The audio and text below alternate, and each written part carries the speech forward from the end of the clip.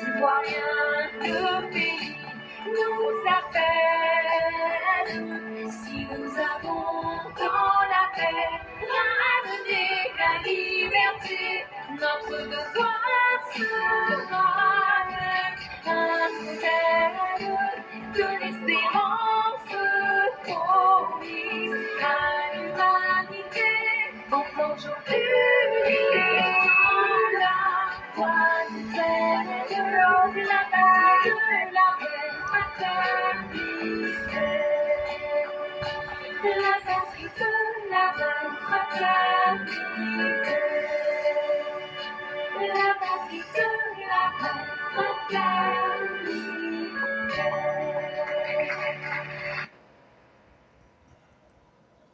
Bonjour mesdames et messieurs, bonjour chers auditeurs, bonjour chères auditrices, bonjour à tous les élèves de la classe Éclaireur Pro Vérité. Nous sommes en date du 27 août 2024. Merci à tous ceux qui nous suivent et merci à tous ceux qui font confiance à la plateforme Éclaireur Pro Vérité. Bienvenue au festin intellectuel où nous chercherons simplement à convaincre sans chercher à vaincre qui que ce soit. Et aujourd'hui, on va commencer avec une note assez à la fois triste mais comique.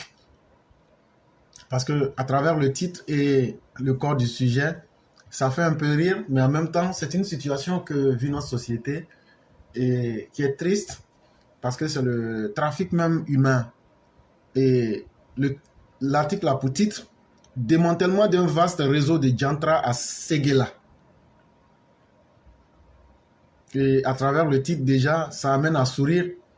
Et Jantra, c'est la prostitution. Et donc démantèlement d'un réseau de prostituées ou de prostitution à Séguéla. Le crépuscule s'abattait sur la ville de Séguéla ce mercredi 21 août 2024. Sous les instructions précises du procureur près du tribunal de première instance de Mans, l'équipe de la BRI de Mans s'était mise en route pour une mission. Leur cible, une femme surnommée Madame, entre guillemets, une figure redoutée du quartier Traoré, soupçonnée de diriger un vaste réseau de traite de personnes et de proxénétisme. Et donc, ce qui fait rire ici, c'est que le procureur auprès du tribunal de première instance de Mans, le mercredi 21 août, il a appris qu'il y a une femme à Séguéla. Elle prend les enfants des gens pour faire Djandouya. Donc, son nom, elle s'appelle Madame. Elle est au quartier Traoré, à Séguéla. Et elle dirige son business de proxénétisme à partir de là-bas. C'est là, au moment où le soleil voulait tomber le soir du mercredi 21 août 2024, le procureur a pris des éléments de la BRI, ils ont quitté Mans et puis ils sont allés maintenant à Séguéla. Il est environ 17h30 lorsque les véhicules de la BRI se garèrent discrètement à proximité de la résidence de Madame. Et là, quand les policiers sont arrivés, ils ont cherché d'abord à repérer la résidence de Madame, puisque c'est ça son nom, Madame. Et au moment où les opérations se conduisaient, le quartier était tranquille. Personne ne savait que l'opération se préparait dans le quartier Traoré. Et donc, un peu plus tard, les agents de la BRI vont se diriger vers la résidence de Madame.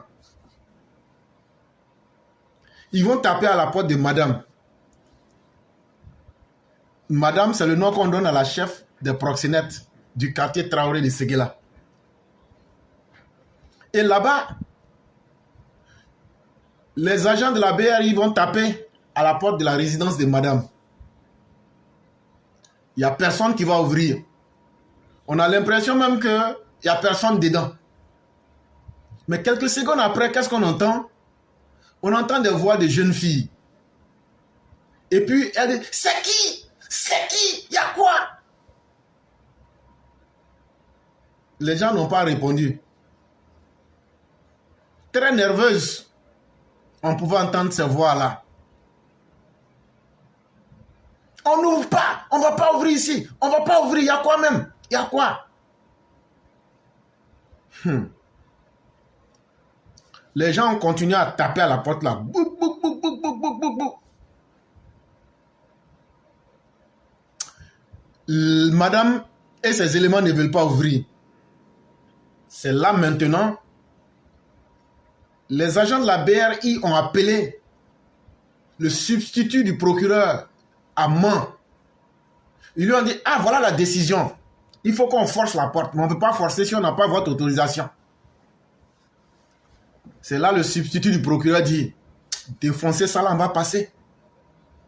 Quand ils ont défoncé la porte, qu'est-ce qu'on voit à l'intérieur de la villa? On voit des petites lumières bizarres avec des lampes torches. Et qu'est-ce qu'on voit? Il y a 4 pièces dans la maison. Et il y a 37 jeunes filles. Elles sont toutes de nationalité nigériane. Elles ne sont pas du Niger, elles sont du Nigeria. Elles étaient entassées dans les maisons là. 37 jeunes filles. Ce qui est choquant, c'est que certaines venaient à peine même de sortir de l'adolescence. Et madame les utilisait pour faire la prostitution. Et donc les policiers de la BRI n'auront d'autre choix que de commencer la perquisition. Et comme parmi les jeunes filles, il y a une qui, semble-t-il, aurait fait fuiter l'information, c'est sous son œil attentif que les lieux étaient désignés et les recherches se conduisaient en présence des collaborateurs du commissariat de police de Séguéla. Mais ce qui est bizarre, c'est qu'au fur et à mesure que les agents fouillaient la villa, on faisait des découvertes aussi rocambolesques qu'accablantes. Et comme ça, on va découvrir 21 téléphones portables de marques variées. On va même découvrir une tablette. On va aussi découvrir dans un placard de la chambre, madame. Madame allait se cacher dans un placard. La grande patronne. Quand madame a su que c'est gâté pour elle, dans l'une des chambres là, elle avait un armoire là-bas. Elle s'est cachée dedans là-bas. Et dans cette armoire là, qu'est-ce qu'on a découvert? 2 caisses en bois remplies de billets de banque. Elle veut se cacher, mais elle ne veut pas laisser jetons là. Donc, elle s'est cachée dans le placard là. Quand les gens ont ouvert le placard net, c'est qui on voit dedans madame. Ils ont attrapé madame. Maintenant, ils ont fait sortir madame. Maintenant, les 2 caisses d'argent là, ils ont pris. Ils sont venus compter. Mais avant de compter, ils ont appelé le vice-président de la communauté des Nigérians. Ça veut dire des gens du Nigeria. Lui, il s'appelle Mr. Epi. Et on dit, bon, voilà, c'est que madame et votre communauté fait ici. Donc, c'est qu'on va faire là. L'argent, la sueur, je ne sais pas s'il faut dire la sueur du front ou bien des pieds, mais en tout cas, voilà l'argent qui est là. On va compter. Donc, ils ont commencé à compter l'argent là. Et dans Enfant des gens là, madame avait pu encaisser 3 462 500 francs CFA. Eh madame, cela démontre l'ampleur des activités illégales de madame. Et donc à 22h30, après plusieurs heures de perquisition, l'opération va prendre fin. Les jeunes filles désormais libérées des griffes de leur bourreau, qui s'appelle madame, vont être conduites au commissariat pour leur propre sécurité. Et quant aux biens qui ont été récupérés, Les biens ont été emportés à Mans pour les besoins d'enquête parce qu'il y a une procédure judiciaire qui va être ouverte. Mais ce qui est intéressant, c'est que ça a permis de mettre fin à un réseau de traite humaine. Et l'information vient de police secours. Et voyez-vous, c'est tellement important de signaler les malfaiteurs dans la société. Comment madame a pu prospérer dans cette activité pendant si longtemps, jusqu'à emmagasiner de telles sommes sans que personne n'ait vu ce qui se passait là-bas? En réalité, ce n'est pas parce que les gens ne voyaient pas, ça ne se cache même pas, ce genre de choses. Mais c'est parce que les gens ne prennent pas souvent la responsabilité sur eux-mêmes de dénoncer le mal tant que ça ne les touche pas. Ces jeunes filles-là, ce sont des enfants de quelqu'un aussi. Ces jeunes enfants-là, c'est aussi l'avenir de quelqu'un. L'article peut sembler être comique, hystérique, hilarant, mais en même temps, ça fait pitié et ça fait mal. Quand dans notre société, on ne prend pas le temps de dire que le problème de l'autre, c'est aussi mon problème parce que ça touche mon humanité. Dieu merci que ces jeunes filles ont été libérées des griffes de Mouta Madame. Et nous souhaitons que nos populations fassent attention. Parce que chaque fois qu'il y a ce genre de situation qui prospère dans une zone, et le banditisme, et les maladies sexuellement transmissibles, et la consommation des drogues deviennent très élevées dans ces zones-là. Ce sont des activités qui sont liées. Vous ne voyez pas, les poids clairs là, elle n'a pas froid aux yeux, elle n'a pas froid aux yeux, cette drogue elle prend. Donc là, ça attire les vendeurs de drogue. Quand les vendeurs de drogue viennent là, ce n'est pas les poids clairs là seulement qui vont prendre drogue. Il y a aussi les jeunes gens. Et ces jeunes gens-là, eux vont devenir des bandits pour attaquer les gens. Et donc, c'est à travers cet article-là, nous souhaitons interpeller toutes nos populations. Ne voyez pas le mal et ne vous asseyez pas tant que le mal ne vous touche pas avant de vous plaindre. Parce qu'on ne sait pas de quelle manière ça va vous atteindre.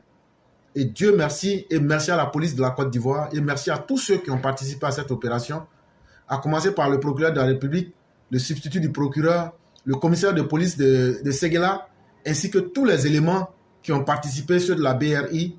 Vraiment, merci à vous. Et c'est ce qu'on devrait faire. Au lieu de chercher à vous marier et avoir une vie honorable, vous choisissez les chemins détournés. Ce n'est pas bon. Les gens pensent que quand on leur donne le conseil, c'est parce qu'on est bête. La vie là, tu as beau tourner là, tu ne peux pas sauter d'étape. Mais je souhaite que madame soit condamnée lourdement.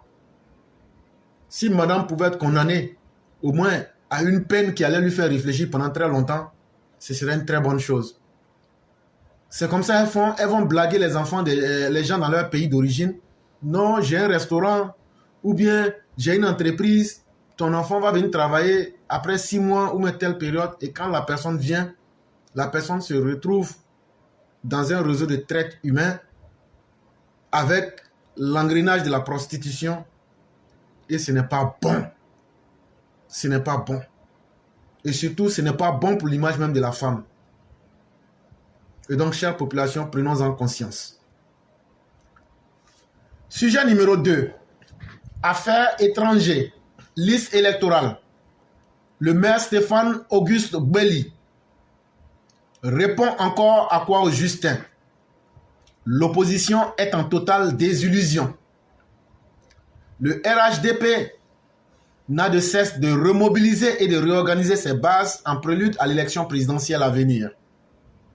Ainsi, récemment, lors d'une mission de vérification des structures du RHDP à Vavois, initiée par le ministre Mamadou Touré, coordinateur régional du Haut-Sassandra, le maire de Daloa Stéphane Auguste Gbeli a réagi à la sortie du secrétaire général adjoint du PPACI.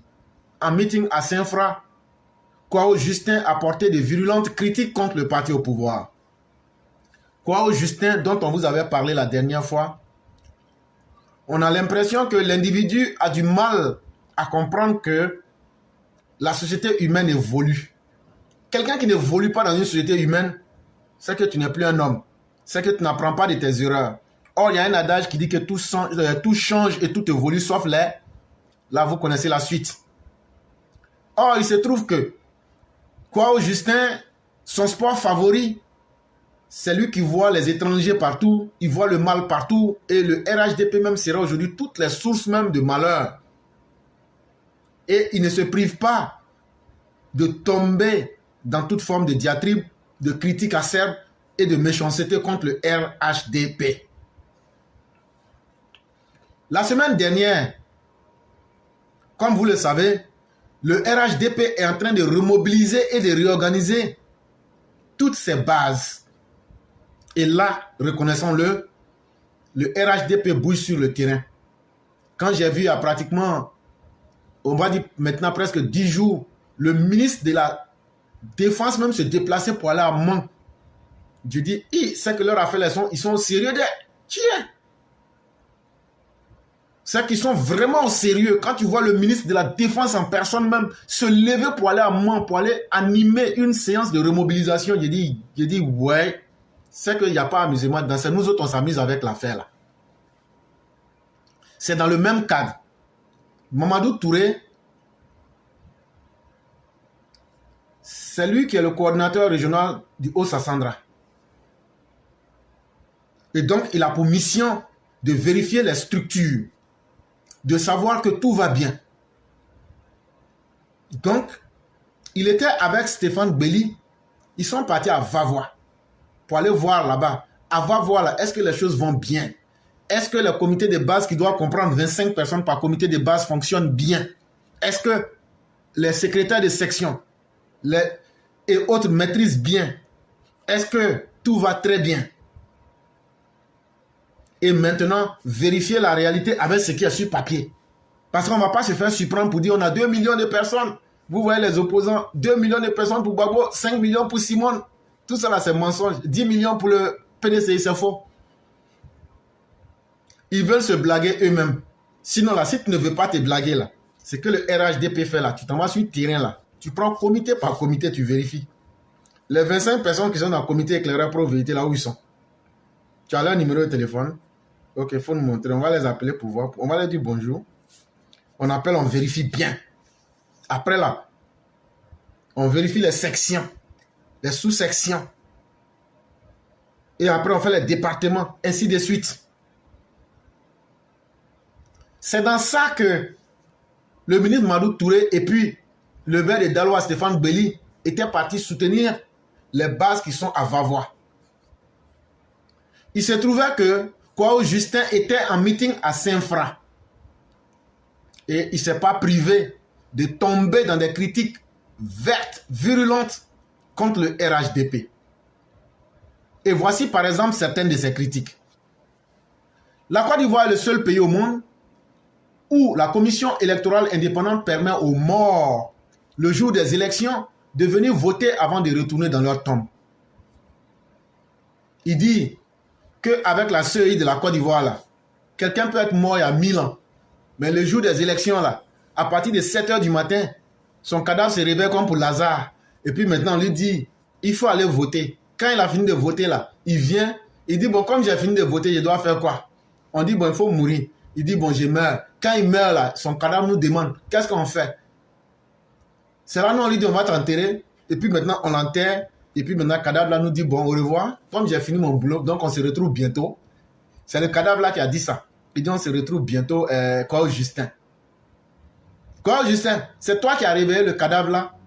Et le cadavre là, quand il est retourné dans sa tombe là, c'est à toi, il a dit, bon, toi, Kwao Justin, et puis lui là, vous allez vous retrouver très bientôt. Ces propos de Kwao Justin du PPACI à Saint-Fra ne sont pas du tout du goût du maire d'Aloa. Surtout quand le secrétaire général adjoint du PPACI réenchérit. Notre carte d'identité est devenue comme un amuse-gueule. Tous les étrangers qui arrivent, on prend notre carte nationale d'identité pour les accueillir. Ainsi, nos passeports sont retrouvés dans d'autres pays avec des gens et considérés comme de faux documents. Tout cela arrive par notre lâcheté.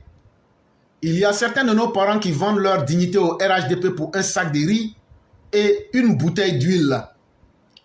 Ici, même à Saint-Fra, il y a une maman avec sa carte d'identité. Elle a fait 100 enfants. Elle est sur la liste électorale. Au demeurant, et donc on va s'arrêter là un peu. Voilà encore quelqu'un qui est tellement idiot. Comment une femme peut accoucher sans enfants? Ça, c'est d'abord un. De deux, il ne nous donne pas le nom de la personne. Vous voyez, quand les gens mentent, ils sont toujours dans le superficiel. Je dis même dans le superflu. Non, ici même à Saint-Fra, il y a une maman. Bon, je mets quiconque au défi de me montrer à Saint-Fra une femme qui a accouché sans enfants. Ça n'a jamais existé. En réalité, là, le mensonge est tellement gros que ça amuse les gens. Mais ça rentre facilement dans les esprits. Depuis que Saint-Fra est Saint-Fra, il n'y a pas une femme qui a accouché sans enfants. Ça, c'est un. De deux, il dit qu'il y a certains de leurs parents qui vendent leur dignité au RHDP à cause d'un sac de riz et puis une bouteille d'huile. Mais quoi, Justin, c'est une honte pour tes parents. Si aujourd'hui tes parents ne coûtent qu'un sac de riz avec une bouteille d'huile là, c'est parce que vous ne valez rien. Sinon, au moment où vous étiez au pouvoir là, ça veut dire que vous n'avez pas réalisé leur bonheur. C'est pourquoi aujourd'hui ils se vendent à un sac de riz et puis demi litres d'huile. Si vous aviez travaillé pour vos parents, si vous aviez fait leur bonheur, ils seraient aujourd'hui au travail et n'allaient pas se laisser corrompre par le RHDP comme tu le dis. En réalité, ces parents dont tu parles là, c'est parce que vous voyez les gens qui ont été conquis par le travail du RHDP, qui sont convaincus. Et un sombre individu, un sombre personnage comme toi, incapable de dire à Laurent Gbagbo, voilà où on a échoué, vous faites dans des critiques pour dénigrer les gens. Les gens qui sont venus au RHDP là, c'est parce qu'ils sont dignes. C'est parce qu'eux au moins les ont acceptés, que vous les aviez mis dans l'erreur auparavant. Mais aujourd'hui, ils se sont ressaisis. Ils n'ont pas besoin de riz, ils n'ont pas besoin de bouteilles. Selon le travail que chacun fait là, chacun sait qu'aujourd'hui est mieux que hier. Aujourd'hui est mieux que l'époque de Gbagbo. Aujourd'hui est mieux que votre époque. Tu dis aussi que les gens prennent nos documents et que cela arrive par lâcheté. Mais toi qui es courageux là, il faut aller affronter ceux qui ont les documents là et puis il faut couper leur tête. Il faut me montrer un seul pays. Et puis ceux qu'on attrape en train de faire les faux documents là, c'est vous. Ceux qu'on attrape en train de faire les faux documents là, ce sont les gens que Blé Gouda a formés. Et pour te donner une preuve de cela, on ne va pas aller loin. En 2024, on a attrapé certains. Dans le même quartier où Blé Gouda fabriquait les faux papiers. C'est à croire que ce n'est pas Blé Gouda qui les a enseignés et qui les a formés. Donc tu écoutes ça ensemble. Quand tu te promènes avec n'importe qui comme Laurent Gbagbo, tu parles n'importe comment comme toi, quoi, Justin, et ça donne des résultats de n'importe comment comme ça. Tu te promènes avec n'importe qui, n'importe quoi t'arrive. Yopougon, commune du nord-ouest d'Abidjan, quartier à Sanvon. Y sont cueillis ces mises en cause dans les faits de fraude documentaire, faux et usage de faux, de documents d'identité et autres actes administratifs, dans les certificats de mariage et d'hérédité, des faits d'armes, désormais aux mains de l'unité de lutte contre la criminalité transnationale et vite transférés à la base du détachement spécialisé de la police nationale.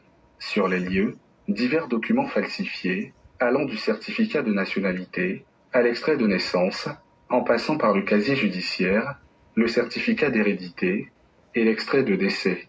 Ils ont deux types de documents.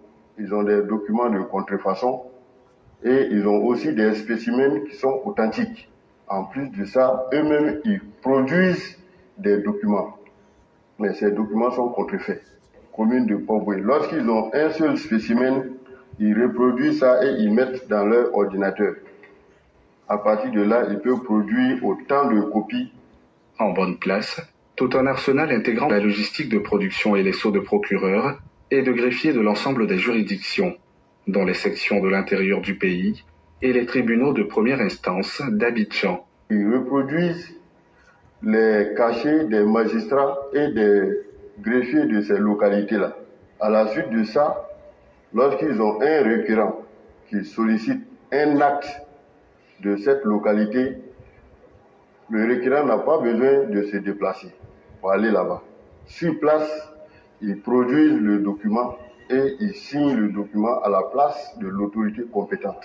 Les présumés auteurs sont tombés dans le filet de ces hommes du commissaire divisionnaire major Binaté suite à l'achat de vrais faux documents débusqués par l'expertise au rayon ultraviolet.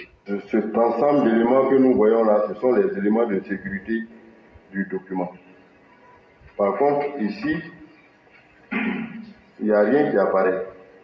On voit le papier tel qu'il se présente. Ça voudrait dire que c'est un document contrefait. Le réseau démantelé a ses tentacules dans des pays voisins. Des complicités que l'unité opérationnelle s'affaire à débusquer pour couper la chaîne. Bien avant, les usagers sont interpellés. Il faut éviter d'utiliser des réseaux parallèles parce qu'ils vont vous délivrer un faux document et si vous ne faites pas attention, ça va vous rattraper plus tard. Vous avez besoin d'un document de justice, allez-y dans un palais de justice. La logistique saisie continue d'être exploitée. Objectif, démasquer les complicités internes et externes de ce trafic, des documents administratifs et les actes de justice. Tu te promènes avec n'importe qui, n'importe quoi t'arrive. Et donc, quoi, Justin, tu as bien entendu ça, ça s'est passé à Yopougon. Ce mois-ci. Ce qu'on a attrapé là, ce sont les jeunes vauriens désœuvrés à qui le PPACI, FPI n'a jamais donné de boulot là. Mais Blé Goudé les a formés à faire des faux documents au moment Blé Goudé à Yopougon. Et ceux qu'on a attrapés, c'est à Yopougon. Au moment où ils étaient miliciens là, puis ils les a formés là. Et puis c'est eux qui se promènent aujourd'hui pour dire on mange pas là. C'est eux qui font les choses comme ça. Ah, ces jeunes là, si vous leur avez donné du travail, ils n'allaient pas être des jeunes désœuvrés. Et ceux-là, la falsification des documents, là, c'est Blé Goudé qui les a formés. Les forces républicaines de Côte d'Ivoire ont réquisitionné le domicile de Charles Blé Goudé, leader des Jeunes Patriotes. De nombreux objets ont été saisis, nous dit notre reporter Patricia Omo. Le leader des Jeunes Patriotes, Charles Blé Goudé, s'adonnait au faux. Après la perquisition des forces républicaines de Côte d'Ivoire à son domicile, plusieurs objets ont été trouvés. Quand on est arrivé, on a vu que la maison était déjà saccagée par les miliciens. Et voilà les preuves, nous avons découvert des extraits de naissance vierges avec des registres de naissance où les gars se permettaient de faire des faux papiers pour prendre des Libériens pour leur attribuer la nationalité ivoirienne. Donc tu as entendu, non? Les Libériens que vous, les gens du FPI, PPACI, prenez pour donner les faux papiers là. Ce sont ces gens-là aujourd'hui qui se promènent avec les papiers là. Quoi, Justin, tu as compris, non? Ah. Et donc là, c'est eux on est en train d'attraper avec ces faux documents-là. Comme tu as bien dit que des gens sont considérés comme des faux documents, c'est ce qu'on est en train de récupérer actuellement là. Parce que tu as dit, ainsi nos passeports se sont retrouvés dans d'autres pays, c'est au Libéria, et des gens sont considérés comme étant des faux documents. C'est quand Blé Goudé donnait les papiers, les faux papiers là, c'est ça qu'on est en train de démanteler actuellement là. Donc là, ce que vous avez fait là, vous n'allez pas prendre ça comme un argument pour jeter ça sur les autres. On ne jette pas l'anathème sur les gens pour ce qu'ils n'ont pas fait. Et donc tu vois que tes arguments ne tiennent pas. Tu vois que tu es complètement, intellectuellement parlant, au rabais. Au demeurant, dans sa volonté de rebondir sur le contexte sociopolitique actuel, le maire Stéphane Belly a tenu à rectifier le tir en venant de l'opposition. Selon lui, le cadre du PPACI a tenu des propos tendancieux. Nous entendons parfois que le RHDP refuse de faire l'audit de la liste électorale. Souvent, ce sont des cartes d'identité que le RHDP distribue à des étrangers. Et même que nous avons vendu nos âmes pour de la sardine ou du pain. Il faut retenir que la CEI a mis à la disposition de tous les partis politiques et de la société civile le fichier électoral. Et donc, ce qu'il faut rappeler à ce malhonnête de quoi, Justin, c'est que tous les partis politiques là, la CEI vous a donné la liste électorale, vous l'avez. Maintenant, là, auditez vous-même et puis faites sortir la liste de ceux qui ne sont pas des Ivoiriens ou même de ceux qui y sont frauduleusement. C'est vous qui voyez le diable partout. Mais si tu n'es pas un exorciste, comment tu peux aller dégommer le diable? C'est vous qui voulez exorciser la liste électorale. Mais c'est à vous de faire ce qu'il faut. Ce n'est pas à la CEI de faire le travail que vous lui demandez de faire. Parce que la CEI a inscrit les gens sur des critères bien connus de tous. En réalité, là, les gens du nord de la Côte d'Ivoire, là, c'est eux que vous êtes en train d'appeler les étrangers. Et c'est ce qu'on a dit, c'est la justice seule qui peut vous corriger. C'est la justice seule qui peut vous corriger. Parce que de tels propos, on devrait vous foutre en prison. Ou bien même quelqu'un même décide en l'air comme ça, là, il te fout une raclée pour enlever toutes tes dents. Tant que vous n'allez pas commencer à casser la gueule de ces gens-là, ils ne vont pas arrêter ça là. J'ai dit, casser toutes leurs 32 dents. Si ça se passe une fois, 2 fois là, ceux-là, c'est la violence qui peut leur donner une éducation. Malheureusement, on ne trouve pas de garçons. Les gens sont les assises, ils disent, mais un jour va arriver là. Ça va très mal se passer pour vous. Une fois à Yopougon, il y a un qui a cassé la gueule comme ça à quelqu'un. Non, j'étais tellement content. Et après, ils disent qu'ils vont le poursuivre en justice. On dit quoi? On dit s'il y a un juge qui est garçon en Côte d'Ivoire, là, le lendemain, ils ont vite laissé. On dit s'il y a un juge qui est garçon en Côte d'Ivoire, ils n'ont qu'à le juger. S'il y a un juge qui est garçon en Côte d'Ivoire, même où ils l'ont attrapé là, quand on dit si vous ne le libérez pas dans les heures que toi, commissaire, là, tu vas perdre ton boulot. Le commissaire a libéré, il dit il ne veut pas de problème. Ah, non, on va te donner problème. Si tu n'es pas sûr de ça, il faut continuer. Le monsieur avait tenu des propos insultants, xénophobes. Il lui a enflammé la gueule. Ça s'est passé dans même Yopougon là. Et puis c'est pas allé quelque part. Et on a libéré le gars. Mais si vous ne faites rien, comment on peut savoir qu'il y a des garçons? Pourquoi on dit que quelqu'un est un garçon là? C'est en face d'une situation là, tu te détermines et puis tu poses un acte. Ceux-là cassaient leur gueule. Si on casse un œil, ou bien on fracture sa mâchoire, ou bien on lui enlève 22 dents, le temps qu'il va chercher de l'argent pour remplacer ces dents-là, on va voir encore si c'est la nationalité des gens, ou bien si c'est pour venir stigmatiser des gens qui sont des Ivoiriens, qui sera sa priorité dans la vie, il va comprendre. Mais malheureusement, on ne trouve pas de garçons. Quand quelque chose te fait mal, là, tu prends tes responsabilités pour agir. Tu n'attends pas que les autres agissent pour toi, pour que toi tu leur dises, vous avez bien fait. Poursuivant, il a déclaré que cette période s'ouvre sur un temps indiqué où tout le monde peut se plaindre, notamment les partis politiques, la société civile et les électeurs et autres. Au lieu d'aller se plaindre pour mentir aux gens qu'il y a des étrangers sur la liste électorale là, si moi je connais quelqu'un qui est un étranger, même quand on a cassé le quartier qui est chose à Djamé là, on est sorti, on a donné le nom des gens qui sont là-bas, les gens du Nigeria, les étrangers, à qui les terres avaient, quand on est sorti, on a donné le nom là. Est-ce qu'on a caché à quelqu'un? Tout le monde a la liste électorale. Quand tu vois que quelqu'un est un étranger là, en tant que citoyen, tu peux signaler la personne avec preuve en main. En tant que parti politique là, vous pouvez faire la liste des personnes. Mais vous ne le faites pas. Et vous pensez que cela va décourager les gens? Pas du tout. Au contraire, même ça encourage les gens parce que vous montrez votre laideur à la face du monde. Donc, si vous remarquez des irrégularités, il faut juste prendre note. Et au moment venu, les transférer à la juridiction en charge. Nous ne comprenons pas toute cette agitation. Dernièrement, des cadres du PPACI se sont retrouvés à Saint-Fra. Ils ont distillé des informations tendancieuses. Aujourd'hui, c'est une désillusion totale quand ils affirment que nous vendons nos âmes pour juste du pain et de la sardine. C'est parce qu'ils comptaient sur leurs militants qu'ils ont laissés ici. Et quand ils sont allés 10 ans en exil, mais ils se sont rendus compte qu'il y a eu du dynamisme ici. En réalité, quand vous étiez partis,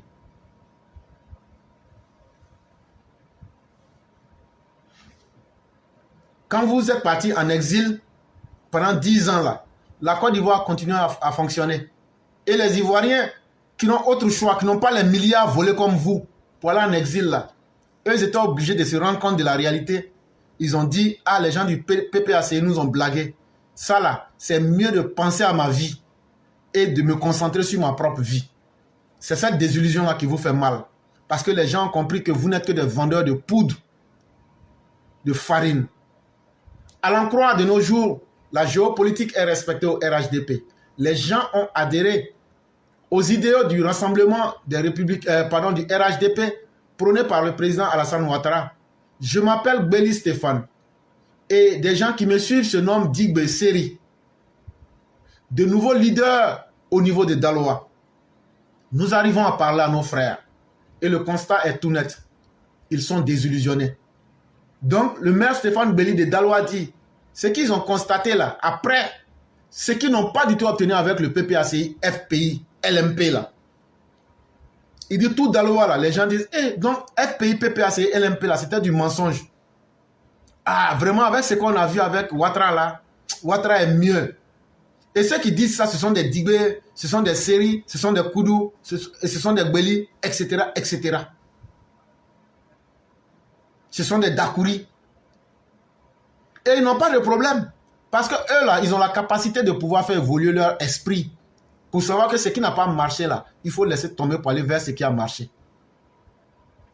Et la désillusion est là. Tout le monde ici, on savait, Gbagbo a été une perte de temps. Et Gbagbo a été du vuvuzela pour les Ivoiriens. Je tiens à vous dire qu'ils sont venus avec ce discours rétrograde, a-t-il insisté. En outre, il a partagé un dicton confié à lui par un ministre. Quand le petit frère joue avec la barbe du père, c'est que l'aîné a échoué. Ainsi, a-t-il invité toute l'assistance, secrétaire de section, responsable de structure et autres, à se considérer comme des aînés politiques. Nous ne devons pas permettre que le nom du président soit traîné dans la boue. La seule alternative crédible est le RHDP. Il faut convaincre nos parents et démontrer que nous sommes les plus nombreux. Il ne faut plus être ouvert à ce genre de propos. Un parti politique n'est pas forcément inféodé à une ethnie. Tout cela est fini. On adhère à un parti politique pour son idéologie. Et aujourd'hui, le président Ouattara démontre qu'il fait de la politique pour impacter le quotidien des Ivoiriens. Avec lui, nous sommes en train de vivre le deuxième miracle économique. Le changement à la tête de la Côte d'Ivoire doit dépendre des projets de société offerts à la population. Le message, il est très clair. On n'entre pas dans un parti politique à cause de son ethnie ou même pour son ethnie. On n'entre pas dans un parti politique parce qu'on veut faire du mal à quelqu'un. On adhère à un parti politique parce que ce parti-là va poser des actes qui vont arranger tout le monde. C'est tout. Mais ce qui est le plus triste, c'est ça qui nous ramène au sujet numéro 3. C'est lorsqu'on arrive à détourner vers la stigmatisation identitaire mortifère les confrontations politiques préélectorales ivoiriennes. Français simple, comment des gens arrivent à détourner les opinions des vraies questions de la société ivoirienne pour amener les esprits à attaquer les gens sur leur identité pour conduire à la mort. Au lieu de poser les vraies thématiques, au lieu de poser les vrais problèmes des Ivoiriens, non, on dit, on traite une partie d'étrangers, alors que c'est en faisant ça que vous avez perdu le pouvoir. Et aujourd'hui, on veut nous ramener de façon rétrograde à répéter les mêmes erreurs. Et c'est là que nous disons à cette opposition-là, vous n'allez pas nous conduire là où vous voulez. On attend seulement que vous déclenchez et on va vous attacher un à un. Parce que la Côte d'Ivoire, on a vu ce que vous pouvez faire en pire. Vous avez dirigé ici, on a vu ce que vous pouvez faire et vous êtes une bande de vauriens, d'inutiles et vous ne pouvez rien dire à quiconque. C'est la honte là. Mais comme vous n'avez pas honte, vous n'avez pas la modestie de comprendre que quand on a échoué, qu'on est des vauriens, on doit avoir le modeste triomphe. On va vous enseigner cette fois-ci. Qu'en est-il du débat programmatique préélectoral interpartisan en Côte d'Ivoire? C'est un texte du père Alexis Diette qui nous pose la première question suivante. Il dit, à quel niveau on est avec les débats d'idées sur les programmes de chaque parti politique en Côte d'Ivoire aujourd'hui? Il dit, là où on vous parle aujourd'hui, là, il y a quel débat en Côte d'Ivoire? Et puis, on parle des programmes contre programmes. On compare ce que l'un a fait et ce que l'autre n'a pas fait. Est-ce que ce débat-là existe aujourd'hui entre les partisans des partis politiques et à l'intérieur même des partis politiques? Confection des listes électorales entre guillemets, de la CEI entre guillemets, des cartes d'identité entre guillemets, transhumance des cartes partisans, la confrontation programmatique et sociétale préélectorale attendue de leur parti par les Ivoiriens se réduira-t-elle encore une fois de plus à cette thématique entre guillemets dérisoire et mortifère qui détourne le débat préélectoral vers les stigmatisations identitaires? Ce qu'on entend, contrairement au programme et aux idées, Ce qu'on entend, ah, on a vu les étrangers sur la liste électorale, la CEI n'est pas bonne, les cartes d'identité sont distribuées aux gens, il y a des cadres qui quittent leur parti pour aller se rallier à d'autres partis. Mais en même temps, ce que les Ivoiriens attendaient aujourd'hui, après tout le grand travail qui a été fait, où est-ce que le président Ouattara n'a pas été brillant? C'est ce qu'on avait envie d'entendre. Et là, il a été brillant là. Qu'est-ce qu'on pouvait faire pour faire plus pour les Ivoiriens? Malheureusement, le débat est en train d'être dévoyé. Le débat est en train d'avoir un niveau dérisoire. Et ce niveau dérisoire-là va conduire à la stigmatisation identitaire. On va chercher à traiter des gens injustement d'étrangers. Et ça va nous conduire à nous entretuer entre nous. Parce que personne n'acceptera d'être étranger. Et ça va poser des problèmes. Qu'en est-il du programme soi-disant socialiste du PPACI, du modèle politique, économique, social et culturel de la gauche que propose aux Ivoiriens ce soi-disant socialiste et de gauche? Il dit, bon, allons doucement. Il dit, prenons le PPACI. Eux, ils disent qu'ils sont des socialistes, entre guillemets, des soi-disant socialistes. Ils disent aussi qu'ils sont de la gauche. Mais moi, je les considère comme des gauchistes anarchistes.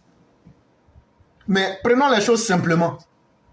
Mais où se trouve leur programme de société? Où se trouve le soi-disant programme socialiste de la gauche? Qui a une fois vu le programme du PPACI? Personne. Bon, laissons ça.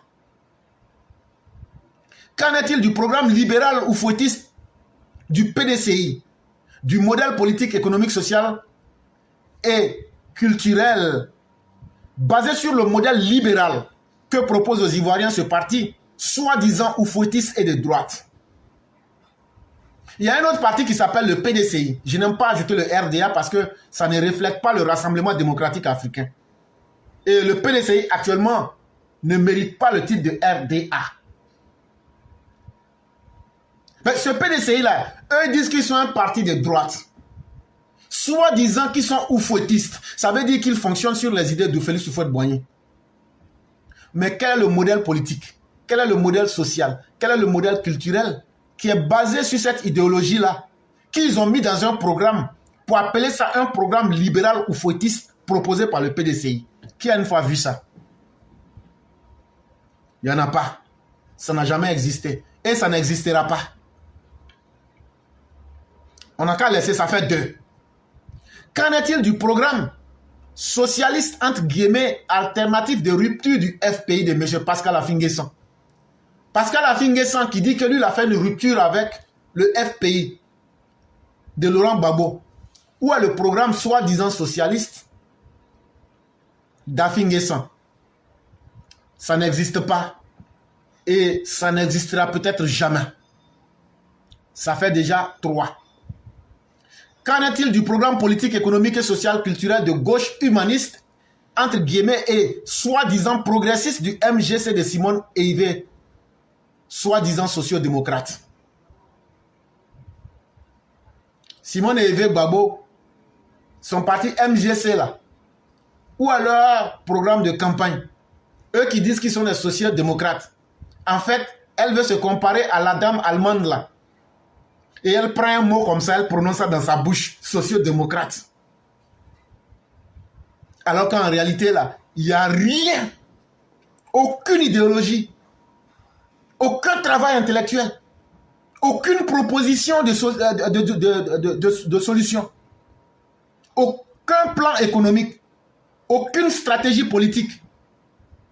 Là encore, on ne propose rien d'autre.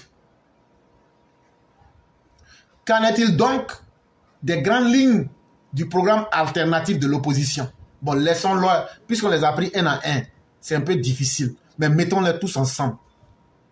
Par rapport à tout ce qui se passe aujourd'hui, là, qu'est-ce qu'eux peuvent proposer de nouveau, de neuf, pour qu'on dise vraiment ça là, vraiment, même si vous n'êtes pas bien là, mais cette seule idée-là, ça vaut son pesant d'or. Et nous tous, on est d'accord sur ça. Prenez toute l'opposition, mettez-la ensemble. Il n'y a pas une seule idée que ces femmes et ces hommes, tous réunis, ont pu trouver une seule idée qui fasse que tout le monde soit d'accord avec eux. Et donc, à la fin, on se demande, mais avons-nous affaire à une opposition ou justement simplement à un conglomérat d'individus qui sont là pour leurs intérêts particuliers? Et c'est là que je parlais des partis, des groupements d'intérêts économiques.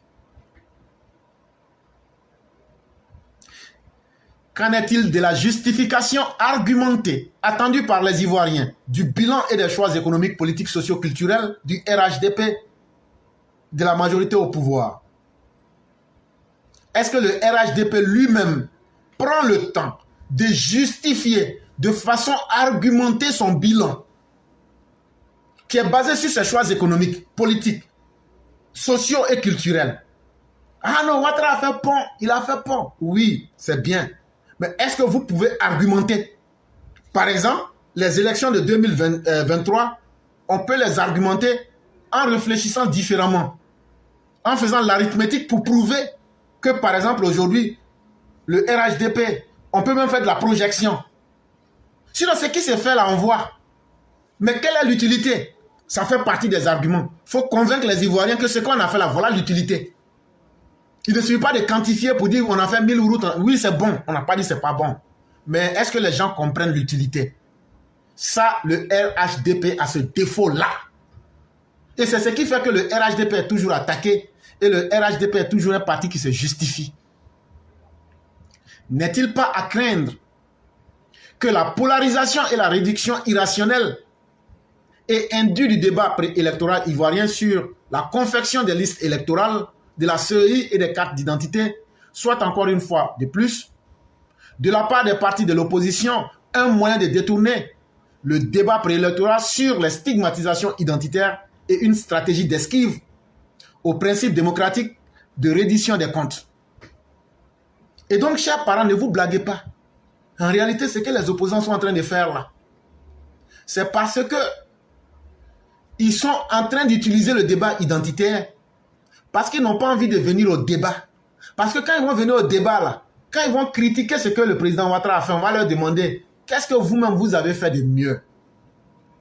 Ils veulent s'esquiver des principes démocratiques de reddition des comptes.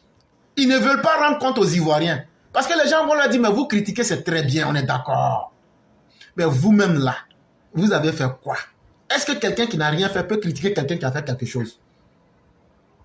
Or, tant qu'on ne viendra pas à cela, tant qu'on ne viendra pas à la reddition des comptes, on ne pourra pas avoir des partis qui seront capables de nous proposer des programmes de société. C'est ça leur plan. Ils veulent détourner la campagne pour que ce soit une histoire de tel est ivoirien, cela n'est pas ivoirien. Et ça, il faudrait que le RHDP s'en méfie. Et il faudrait qu'on mette fin à ce débat-là dès maintenant.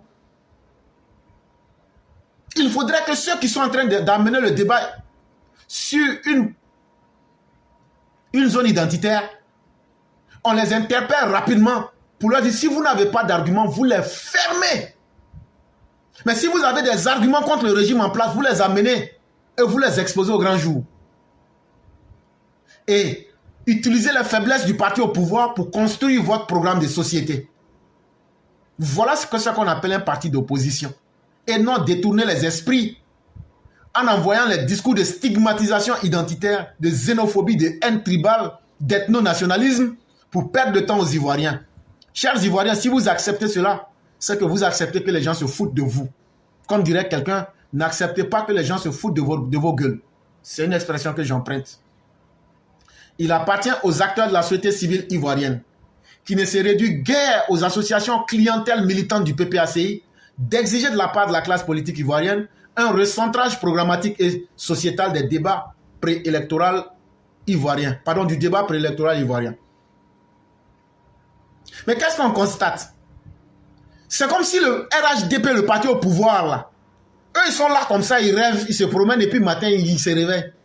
C'est le PPACI qui arrive à créer des soi-disant sociétés civiles validées par le ministère de l'Intérieur. Et c'est ceux-là qui viennent pour aboyer partout que la liste électorale est truffée, infestée d'étrangers, microbes, tout. Mais le parti au pouvoir ne peut pas créer aussi ONG. Le parti au pouvoir, s'il ne peut pas trouver ses proxys, parce que quand quelqu'un fait quelque chose et tu utilises sa politique contre elle, la personne se voit obligée d'arrêter. Le même ministère de l'Intérieur qui donne les agréments là, vous ne pouvez pas aussi demander à vos sociétés civiles de se lever pour contrecarrer les associations clientèles militantes du PPACI qui sont en train de pourrir l'atmosphère préélectorale en Côte d'Ivoire. Si vous ne le faites pas, c'est soit un manque d'imagination ou simplement une incapacité. Ou bien une mauvaise volonté parce que cette situation vous plaît. Mais des trois solutions, il va falloir que vous assumiez au moins une ou tout ensemble.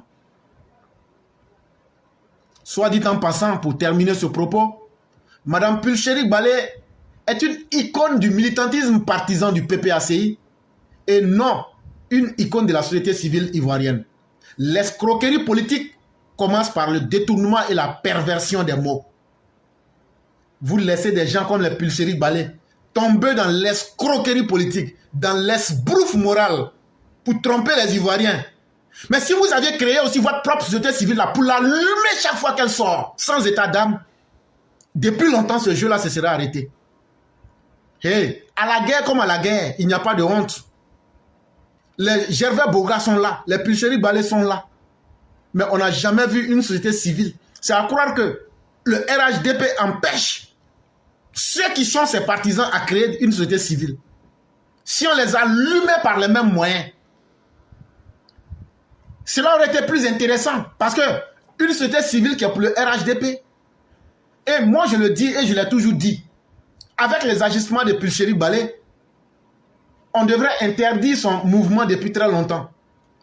Quand on a vu les actions subversives posées, quand on a vu ses propos contre l'État de Côte d'Ivoire, quand on l'a vu aller pactiser, coaliser avec les ennemis, qu'est-ce qu'il manque à l'État pour interdire ces partis, soi-disant de société civile, qui utilisent de façon malhonnête l'étiquette société civile? C'est quoi une société civile? Une société civile, c'est une organisation de citoyens qui se mettent ensemble pour lutter contre les problèmes de la société ou les défaillances de la société, pour les mettre à jour sans tenir compte des idéologies et des obédiences philosophiques. Ça veut dire, je peux être RHDP, lui peut être PPACI, lui peut être PDCI, lui peut être MFA, mais quand on se retrouve dans la société civile, là, on dit, aujourd'hui, là, il y a tel problème dans notre société, il faut qu'on trouve une solution. Nous tous, on s'entend sur ça. Maintenant, quand on s'entend sur ça, là, et puis on lutte, nos partis politiques n'ont rien à voir dedans. C'est ça qu'on appelle une vraie société civile. Mais en Côte d'Ivoire, des partis comme le PPACI, des partis comme le PDCI, ont pu détourner l'objectif de la société civile ivoirienne pour faire de ces personnes-là des associations clientèles militantes de leur parti PDCI et PPACI. Et nous, on est là, au RHDP, on s'assoit pour les regarder. On a deux choix. Soit on les attrape sur le fait qu'ils ont mal agi, comme ce que Pulchérik Balé avait fait en allant saboter la Côte d'Ivoire au Mali, ou bien on les sanctionne et on les dissout, ou bien le RHDP même crée des sociétés civiles pour attaquer ces personnes-là comme il faut. Malheureusement, la position actuelle du parti au pouvoir encourage l'escroquerie politique. Et c'est à travers cette escroquerie politique des soi-disant sociétés civiles-là qu'on est en train de détourner progressivement l'idée des gens vers les vraies questions qui devraient intéresser les Ivoiriens. Et donc, on est en train de pervertir notre société à travers les mots étranger, étranger, étranger. Le sang, le sang, le sang. Le pays va brûler, le pays va brûler, le pays va brûler. On va chasser Ouattara, on va chasser Ouattara. C'est par les mots que ça commence. Après les mots, ça devient des actions. Et les actions vont finir par s'aimer la mort. Les Ivoiriens sont avertis. C'est un texte de notre père Alexis Diette avec une réinterprétation d'éclaireur pro-vérité. Sujet numéro 4 pour terminer. La Côte d'Ivoire acquiert le Nerod RF, un système anti-drone pour répondre aux défis sécuritaires. Pour ceux qui se souviennent, le 6 août 2024, si vous remarquez, j'avais posté des images. Et dans ces images-là, il y a quelqu'un qui était assis dans un véhicule. Il tenait une arme bizarre. Quand vous regardez cette arme-là, tu te demandes si c'est une arme en réalité même. Ça ressemble à un jouet. C'est cette arme-là qu'on appelle le Nerod RF. Nerod, N-E-R-O-D, et puis RF. Mais c'est quoi cette arme-là? Cette arme-là, c'est une arme extrêmement puissante. Je ne m'amuse pas avec les mots. C'est une arme extrêmement puissante. Et je répète encore, extrêmement puissante. Ce que vous voyez là, et puis qui ressemble à jouer là, c'est tout un système anti-drone. C'est tout un système anti-drone. Ça veut dire quoi? Ça veut dire que c'est l'une des dernières technologies au monde pour abattre les drones. Mais cette petite arme que tu vois là, c'est tout un système qui est là comme ça. Drone est comment là? Non. Lui va abattre ça. Et je vous avais dit, quand on parle des gens, on ne peut pas tout dire en fait. Je vous ai dit que la gendarmerie actuelle est plus armée que toutes les armées de l'époque de Félix Houphouët-Boigny jusqu'au 11 avril 2011 là, où on enlevait Gbagbo là. La gendarmerie seule est plus armée que toutes de 1960 jusqu'en 2011. Cette arme là, c'est à la gendarmerie on a remis ça. Allez regarder l'image. Comme maintenant c'est sorti publiquement, on peut en parler. Mais c'est la gendarmerie qui a ses... Bon, on va dire on ne va pas tout dire. Cette arme, on va rendre ça au singulier pour ne pas que les gens pensent qu'on en a beaucoup. Sinon, on en a bon. Et c'est à la disposition de la gendarmerie qu'on a mis ces armes-là, les Nerod FR, des systèmes anti-drones des plus sophistiqués des dernières générations. La Côte d'Ivoire se protège contre les drones susceptibles de menacer sa sécurité. Le pays est doté d'un puissant système anti-drone pour contrer d'éventuelles attaques. Il s'agit du Nerod FR, un système développé par la société française Microwave Characterization Center, MC2 Technologies. Ne vous fatiguez pas, je vais vous traduire. Ça veut simplement dire le système par caractérisation à micro-ondes. La technologie de système à caractérisation par micro-ondes. Ça veut dire, cette arme que vous voyez là, c'est comme des rayons laser. Quand ça voit drone là, ça grille le drone en même temps avec les rayons laser. Le Nerod FR garantit une neutralisation efficace des drones menaçants. Selon des experts, ce système peut bloquer des émissions de fréquences radio des drones, perturbant ainsi la communication entre ces derniers et leurs opérateurs. Non seulement ce système-là peut abattre un drone avec le laser, ça c'est un, mais dès que tu soulèves un drone là, le Nerod FR là peut brouiller même le système radio, peut brouiller le système de communication. Ça veut dire, dès que tu as soulevé là, on peut brouiller le système de communication avec ça. Donc les Burkinabés, les Maliens qui pensent que vous allez jeter des drones, parce que c'est contre vous on a payé ces armes là. C'est contre vous on a payé ces armes là et on ne va pas vous louper aussi. On ne va pas vous louper. Quand je vous disais qu'on a des armements là, on ne parle même pas de la moitié, on ne parle même pas de tout. C'est quand les gens nous disent qu'on peut parler un peu là qu'on sort pour parler un peu. Non seulement on peut brouiller vos systèmes de fréquences radio, on peut brouiller, perturber vos communications, mais on peut brouiller aussi tous les signaux que vous émettez sur toutes les fréquences. À partir de 400 MHz jusqu'à 5,8 GHz, on peut tout bloquer sur de nombreuses bandes, y compris les signaux GPS L1 et L2. On peut tout bloquer. Le système, ce qui est intéressant, ça peut fonctionner en mode isolé comme en mode simultané. On en a beaucoup. Je ne vais même pas me cacher, je vais dire ça. On en a beaucoup. Je ne vais pas vous donner le nom. Mais ça veut dire, on peut les mettre ensemble là, on peut les synchroniser là, et puis ils peuvent occuper, ils peuvent protéger tout l'espace aérien ivoirien. Ça, c'est sans compter nos avions. Hein. Ça veut dire, les Nerod FR qu'on a là, si on les met ensemble là, et puis on les synchronise là, ça veut dire là, eux tous là, ils se mettent ensemble là, ça crée un système. Et puis on a, ce que vous oubliez, on a le supercalculateur. On a le supercalculateur, c'est avec le supercalculateur on fait tout ça là. On synchronise leurs actions. Et puis maintenant là, imaginez-vous par exemple qu'on a 2000 par exemple, c'est un exemple que je prends. Par exemple, on a 2000 Nerod FR. On synchronise tout cela. Mais la Côte d'Ivoire est petite, nous on peut protéger toute l'Afrique de l'Ouest. C'est avec nous, vous voulez vous amuser? Vous pensez que la Côte d'Ivoire, nous on va faire tout ce travail-là pour venir nous amuser? Celui qui s'amuse avec la Côte d'Ivoire, on va le faire disparaître de la carte du monde. L'acquisition de ce système par la Côte d'Ivoire n'est pas anodine. Donc là, le fait qu'on allait chercher ces armes-là, c'est pas parce qu'on voulait aller chercher des armes, hein. C'est contre nos voisins là qu'on allait chercher ces armes-là. Je vous ai dit, oh, un jour vous allez faire, on va faire sortir. Ne vous amusez pas, on va faire sortir des bombes nucléaires tactiques contre vous. Amusez-vous. J'ai bien dit, bombes nucléaires tactiques. On va faire sortir ça contre vous. Si vous vous amusez avec cette Côte d'Ivoire de la Centrale Ouattara là, on va faire disparaître tous vos pays. J'ai bien dit, retenez ça. Bombe nucléaire tactique.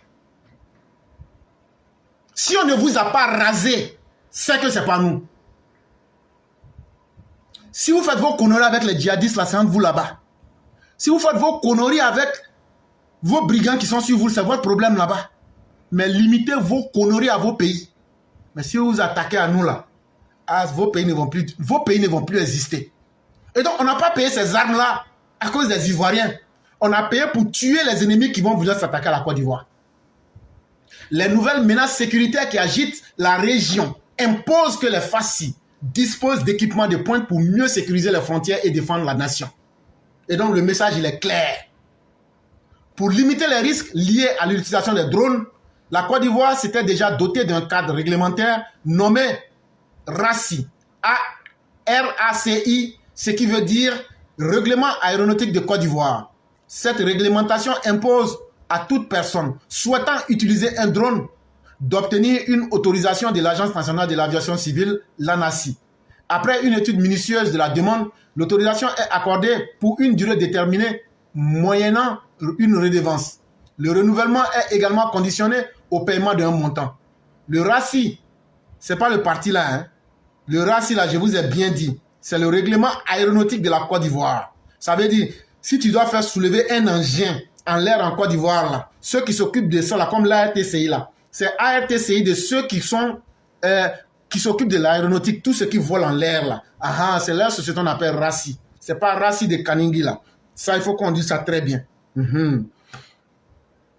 Donc, le RACI permet à la Côte d'Ivoire de surveiller de près tous les mouvements des drones dans son espace aérien. En plus de ce que je viens de vous dire, de système de défense et d'attaque, à travers le NEROT FR que je viens de vous dire, le RACI aussi a les capacités dans ses moyens de protéger l'espace aérien ivoirien. Il délimite les zones interdites de survol et engage la responsabilité pénale des utilisateurs. Donc, si on voit un drone, on peut retracer, même si tu soulèves et puis tu fais descendre là, on peut savoir qui a fait lever le drone là sans autorisation, c'est à partir de où on peut te retracer, t'arrêter. Dans un contexte marqué par le grand banditisme et le terrorisme international, les hors-la-loi peuvent tenter de contourner cette réglementation, d'où l'importance du système anti-drone pour limiter les risques. Parce que dans certains pays, on a vu des mouvements de brigands utiliser des drones. La Côte d'Ivoire ne se laissera pas surprendre. L'information vient de ivoirecanalinfo.net pour ceux qui veulent vérifier. Nous vous disons merci pour ceux qui nous ont suivis. On va aller directement à l'édito de Mer Blanc. Quand on aura fini l'édito de Mer Blanc, ceux qui veulent la parole, vous signalez rapidement. On va vous laisser la parole. Bonjour éclaireur pour vérité, bonjour à tous mes condisciples de la sublime classe éclaireur pour vérité. Mon édito aujourd'hui a pour titre le plus vieux métier du monde. La prostitution est le fait de gagner sa vie en vendant son corps. Le secteur, il y a environ 5 décennies, était détenu par les Ghanéennes, que l'on appelait toutous. Mais depuis, le métier s'est largement masculinisé, si bien que dans les rues de la capitale ivoirienne, voir un homme se déhancher de façon ostentatoire dans une tenue féminine commence à se normaliser. Et comme il fallait s'y attendre, nos voisins de l'AES n'ont pas tardé à coller à l'image de notre beau pays, celle de Wubiland. À les entendre parler, l'on pourrait penser que tous les Ivoiriens mâles sont subitement devenus tous gays. Encore de la mauvaise foi. Mais nous, Ivoiriens, savons la vérité. Le fait est que les gays jouissent d'une liberté certaine sur l'étendue du territoire ivoirien, même si Abidjan reste leur ville de prédilection. C'est ce qui explique la forte présence des gays qui nous viennent des pays limitrophes, en l'occurrence le Mali et le Burkina, où ils restent traqués et battus. Au nom de cette quiétude qui leur est assurée par nos autorités ivoiriennes, ils vivent du plus vieux métier, version masculine, dans l'espoir de se rendre en Europe où ils choquent moins et où il est reconnu comme un vrai métier. Oui, ils sont gays. Oui, ce n'est pas leur faute. Oui, ils en souffrent eux-mêmes. Mais oui, vous êtes d'accord avec moi pour reconnaître qu'aucune mère ne souhaiterait voir son rejeton mâle se tordre le cul sur la voie publique, fagoté comme un épouvantail. Nous, mères ivoiriennes, face à la recrudescence de ce phénomène, souhaiterions que nos autorités organisent une campagne de recensement et d'éducation à l'endroit des LGBT, mais aussi de protéger nos jeunes garçons du mimétisme. S'il vous plaît, chères autorités, faites quelque chose avant que ce phénomène ne se normalise complètement dans le pays. Qui peut dire qu'il n'est pas choqué de voir deux garçons se rouler une pelle? S'il vous plaît, faites quelque chose. Ils sont chassés, traqués, battus dans leur pays d'origine. Pourquoi la Côte d'Ivoire irait se coltiner cette population qui elle-même peut être vecteur de maladies? S'il vous plaît. Merci et à bientôt. Merci infiniment, chère mère. Merci pour la thématique que vous soulevez, la prostitution et l'homosexualité. Malheureusement, sont devenus des moyens de l'Occident aujourd'hui pour combattre, mais pour affaiblir nos États africains. C'est la première chose, c'est le premier constat qu'il faut. On a vu Jean-Luc Mélenchon faire la promotion de l'homosexualité au Sénégal. On a vu les autorités ghanéennes à qui Londres imposait d'accepter la reconnaissance des homosexuels au Ghana. Quant à l'autorité ivoirienne, en tout cas le régime du président Ouattara, ils sont restés dans une attitude neutre. Ils ne sont ni avec les PD ni contre eux. C'est ce qui fait qu'aujourd'hui, les PD se sentent en sûreté en Côte d'Ivoire. Et ça pose un vide juridique. Parce que le Sénégal, tout comme le Ghana, se sont assumés. Et tout ce qui est de l'ordre de la loi n'est pas forcément écrite.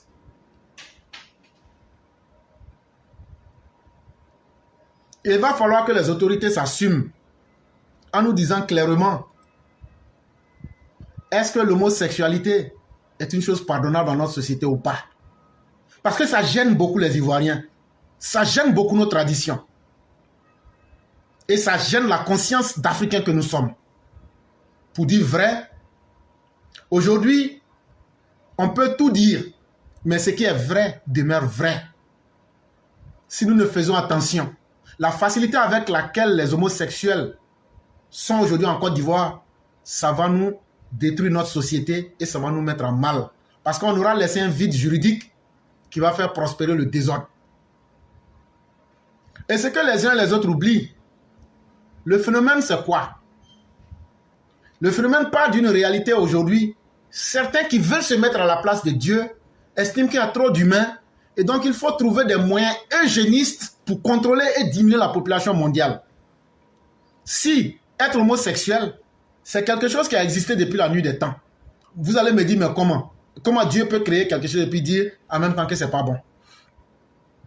Mais si c'est ça, c'est que c'est Dieu qui crée les voleurs alors. Et puis en même temps, il dit, bon, que les voleurs sont pas bons. C'est un peu trop simpliste. Il faut aller un peu dans la réalité des choses.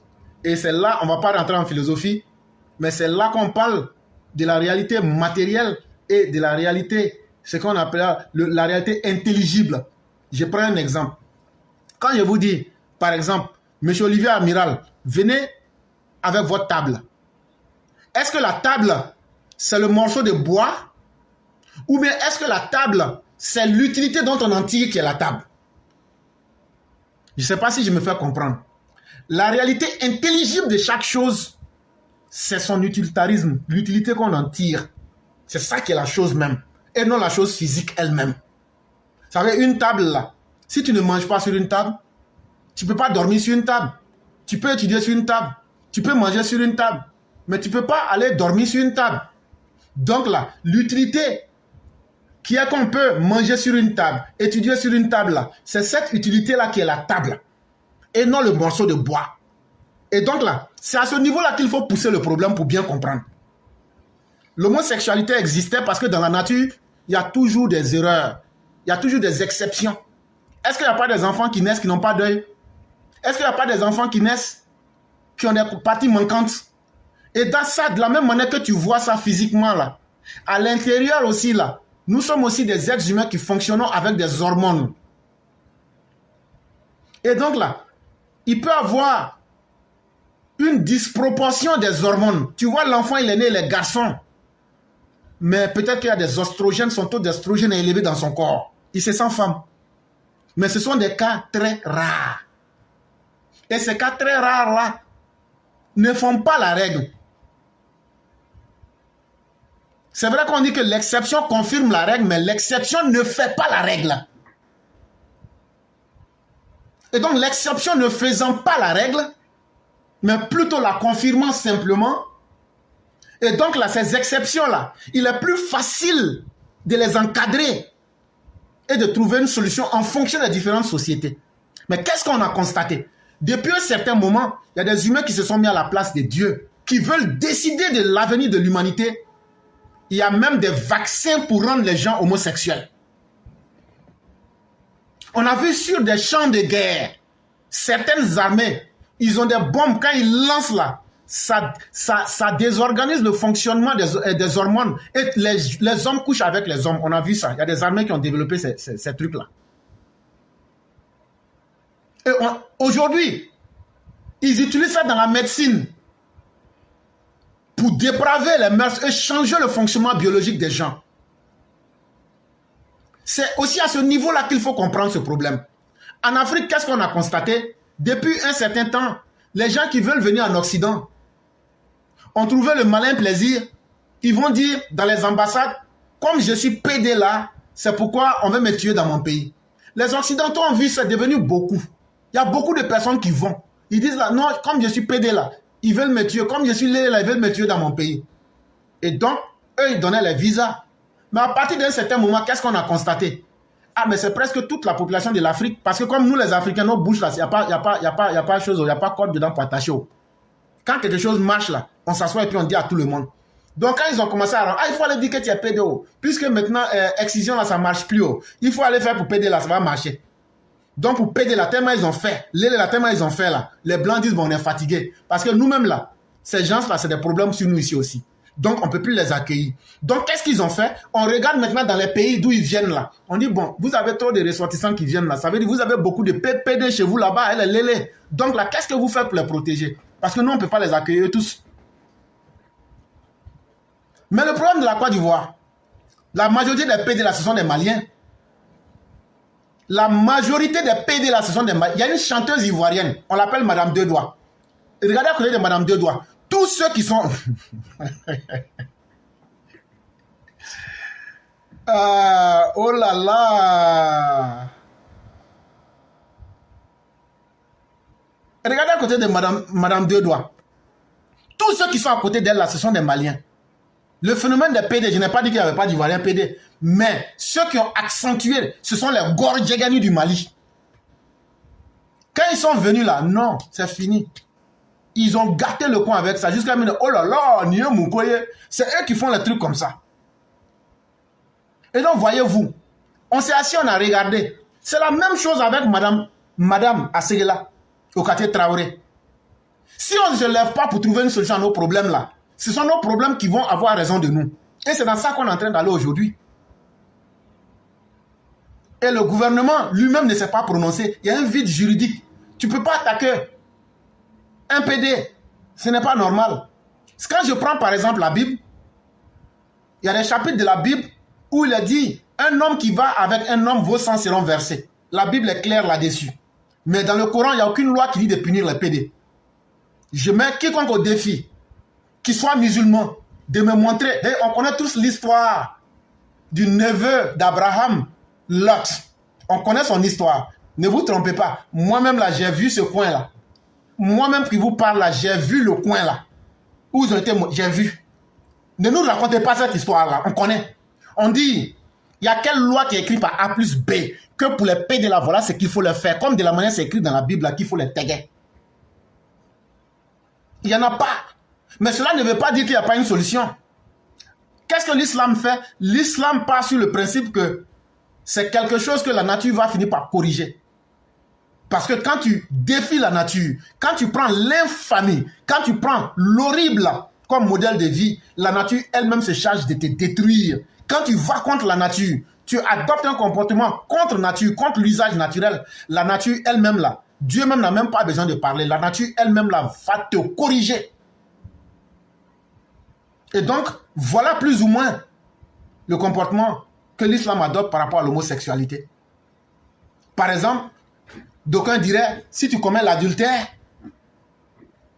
ce qui n'est pas vrai, parce que le terme zina, ça ne parle pas du statut, mais ça parle de l'acte posé. Le terme zina ne dit pas si tu es marié. On dit celui qui commet zina. Cet acte-là, voilà la sanction. Maintenant, si on doit tenir compte du statut des personnes pour dire comme il est marié, on doit le tuer ou autre là. Mais pourquoi il est dit que une femme esclave qui commet la zina, elle doit avoir la moitié des peines d'une femme libre? Est-ce que vous avez une fois vu la moitié de la mort être infligée à quelqu'un? C'est pourquoi tout ce que vous lisez là, lisez pour bien comprendre. Quand on en arrive, ce n'est pas le statut qui justifie le crime et le châtiment qu'on doit donner à la personne. Mais c'est l'acte lui-même qui est blâmé vis-à-vis de la personne. C'est pourquoi il est écrit dans vos Corans, quant à la femme esclave qui aura commis le zina, elle aura la peine de la femme libre. Est-ce que toutes les femmes libres là, elles ne sont pas mariées? Est-ce que toutes les femmes libres sont célibataires? Parce que vous aurez pu trouver un échappatoire pour dire, mais la femme libre là, c'est une femme libre qui n'est pas mariée. Je suis d'accord.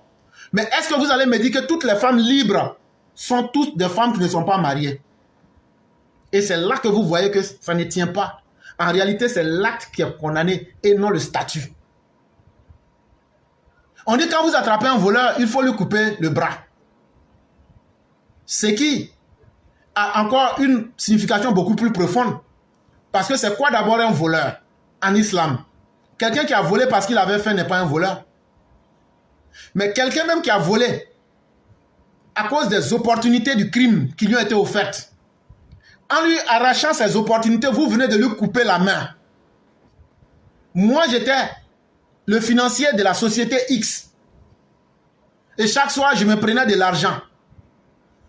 Mais quand on a découvert cela, on m'a dit, bon, éclaireur, comme c'est comme ça là, tu vas aller maintenant pour être planton. Tu n'auras plus accès à l'argent. Mais on vient de couper ma capacité d'avoir accès à. C'est ce qu'on appelait ici la main. Et tout comme naturellement, Dieu dit que tu verras les hypocrites et ceux qui sont arrogants soulever leurs ailes. Est-ce que tu as une fois vu un être humain avec des ailes? Quand Loukman conseille son fils, il lui dit quoi? Ne sois pas plein de gloire, ne lève pas tes ailes sur la terre. Est-ce que vous avez vu l'enfant là avec des ailes? Ce que le Coran vous dit, ce sont des métaphores. Le paradis de l'homme du désert n'est pas le paradis de l'homme des forêts tropicales. Le paradis de l'homme qui se trouve dans le désert, c'est le palmier, c'est la fraîcheur. La lumière de l'homme du désert n'est pas la lumière de l'homme de la forêt. Quand l'homme du désert te parle de la lumière, lui ne parle pas de la lumière du soleil. Pour lui, la lumière du soleil est un enfer. Imaginez-vous au désert. Mais quand lui parle de lumière, c'est la lumière de la lune qui est apaisante pour lui. Alors que nous qui sommes dans les forêts tropicales, là, nous, le soleil est une bénédiction pour nous parce que nous, on est dans les forêts noires. Quand on voit le soleil, c'est là qu'on voit la visibilité. Et on est bien protégé par les arbres. Et donc, les livres religieux, là, ne lisez pas ça simplement au premier mot. C'est beaucoup codé. Et Mère Blanc fait tellement bien de soulever cette question. Et avec les explications qu'on donne, chacun a sa part à jouer. Les religieux doivent conseiller les gens. Doivent montrer les réalités de ce monde-là aujourd'hui. Et c'est ce que nous avons toujours dit. Quand les religieux se condamnent à rester dans les histoires du 7e siècle, alors que le monde évolue et les réalités évoluent, avec quoi aujourd'hui vous allez expliquer aux gens de ne pas être pédés aujourd'hui, si ce n'est qu'avec les moyens d'aujourd'hui? L'histoire de Sodome et de Gomorrhe, là, ça c'était au temps de Mathusalem. Mais aujourd'hui, avec quel argument vous allez conseiller les gens de ne pas tomber dans ça? Il faut leur expliquer les réalités de leur temps avec les dangers et les situations désastreuses auxquelles nous nous mettons là-dedans.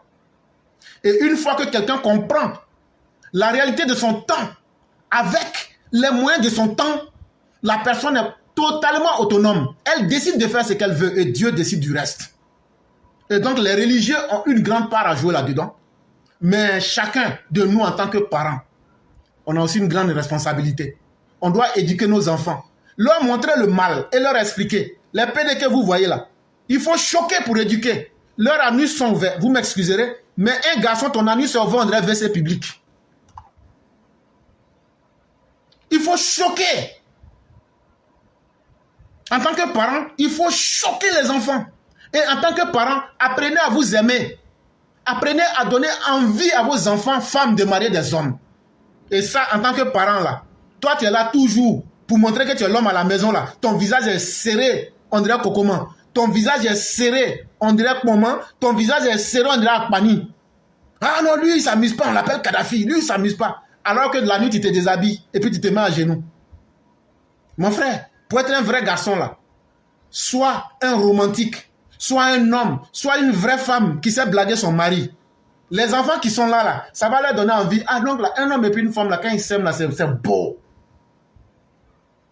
Ça, en tant que parent, c'est notre responsabilité. Mais nous, on fait que le mariage même fait peur à nos enfants. Tu es là, si c'est pas coup de poing, c'est karaté, il est en train de faire sur l'enfant des gens.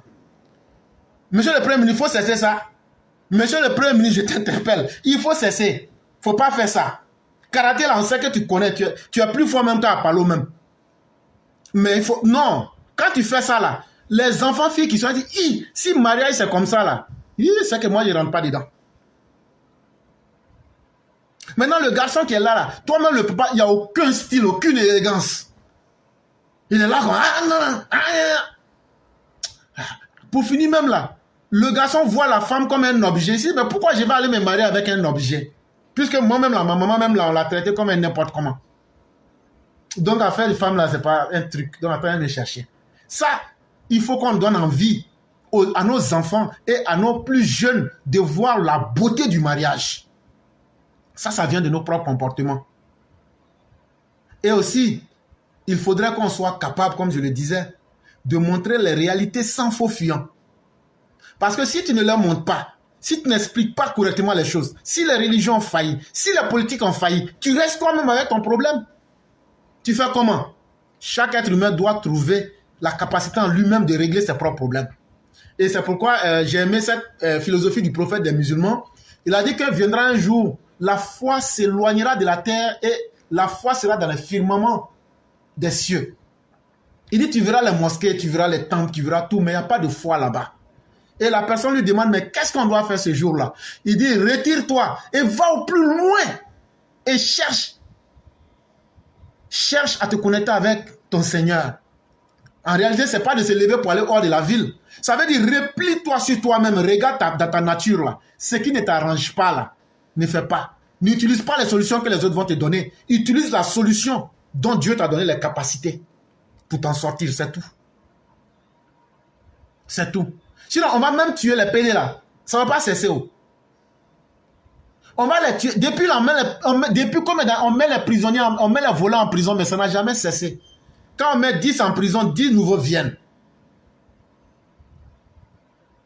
Donc, le problème se trouve où? Le problème se trouve à la racine. À la racine. C'est un problème de société, c'est un problème religieux, c'est un problème politique, c'est un problème individuel. Et donc là, chacun doit jouer sa partition pour en arriver à quelque chose de plus juste. Nous allons nous arrêter là. Nous sommes à la 25e minute. Tous ceux qui veulent la parole, vous avez 5 minutes pour vous signaler. En fonction du nombre de personnes qui se signalera, on va diviser le temps qui reste. Nous avons 1 heure du temps qui reste. On va diviser les 1 heure du temps en fonction des personnes qui vont se signaler. Et c'est comme ça nos habitudes. Et c'est ce qu'on fait tous les jours depuis 4 ans. Si vous avez envie de prendre la parole, il y a un temps pour développer, il y a un temps pour laisser la parole aux uns aux autres. Peut-être on a dit des choses que les gens n'ont pas bien compris. Venez poser vos questions. Peut-être on a dit des choses qui ne sont pas justes. Venez pour corriger. Peut-être qu'on a dit des choses qui sont un peu compliquées et vous avez besoin d'explications. Là, vous ne venez pas pour contester, vous ne venez pas pour ajouter, mais vous venez pour chercher à comprendre. Venez poser vos questions dans toutes les langues du monde. Je dis bien dans toutes les langues du monde. On va vous répondre dans cette même langue que tu parles. Il y a des gens même qui connaissent des choses que nous ne connaissons pas. S'il vous plaît, venez nous enseigner. On dit la classe éclaireur pro-vérité. Celui qui parle là ne connaît pas tout.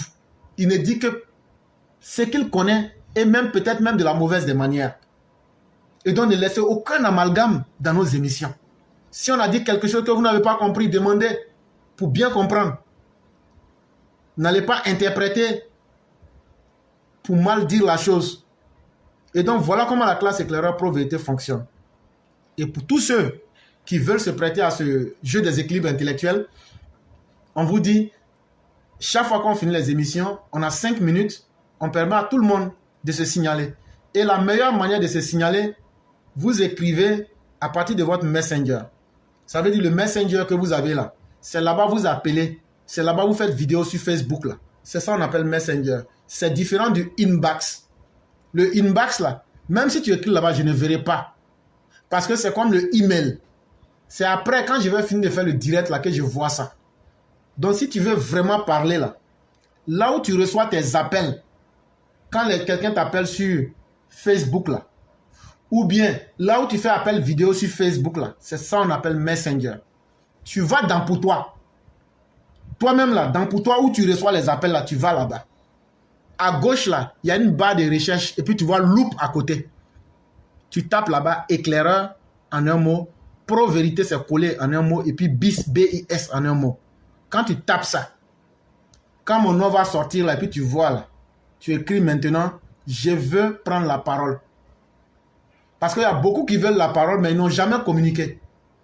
Même si tu appelles 1000 fois, ça ne va pas passer. Parce que je ne verrai jamais. Parce qu'on n'a jamais communiqué.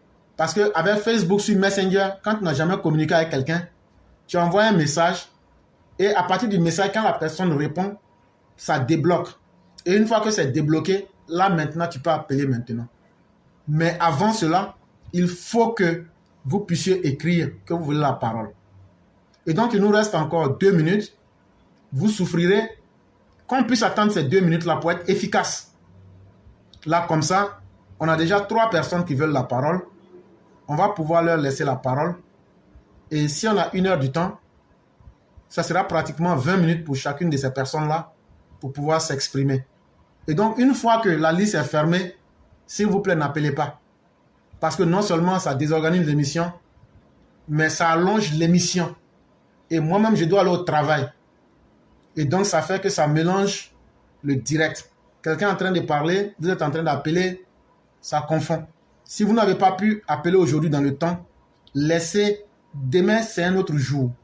Ce que vous avez à dire est important. Même si vous n'arrivez pas à le dire aujourd'hui, le jour où vous avez le temps, vous pouvez venir, ce sont les mêmes principes, et vous le dites de fort belle manière. On va aussi vous écouter. Ici, là, on ne fait pas de différence avec quelqu'un. Tu es opposant, tu es RHDPO. Tu n'es même pas avec quelqu'un là. Tu peux venir parler. Mais quand tu vas venir parler là, arrange-toi, viens avec les arguments. Parce que si tu viens parler dans le vide là, on va te coller la honte. On va dire ce que tu dis là, où sont les preuves. si tu n'as pas les preuves, est-ce que quelqu'un qui dit quelque chose sans montrer les preuves, est-ce que c'est quelqu'un de sérieux? Et là, tu vas te sentir frustré, on est humilié. Mais c'est comme ça que nous fonctionnons.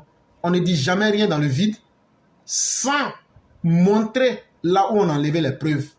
Même les articles que je lis ici, je vous donne les sources pour que vous puissiez aller vérifier, parce que je peux lire et puis mentir. Mais c'est fait pour un souci d'objectivité. Nous sommes à la 30e minute de l'heure qu'il fait chez chacun de nous, partout sur la planète Terre. Nous avons 3 personnes et nous ne prendrons plus personne. Nous avons Maman Ouragan, nous avons MG et nous avons Mère Salikone. C'est avec ces 3 personnes que nous allons évoluer. Et à chacune de ces personnes, nous allons laisser un temps de 20 minutes.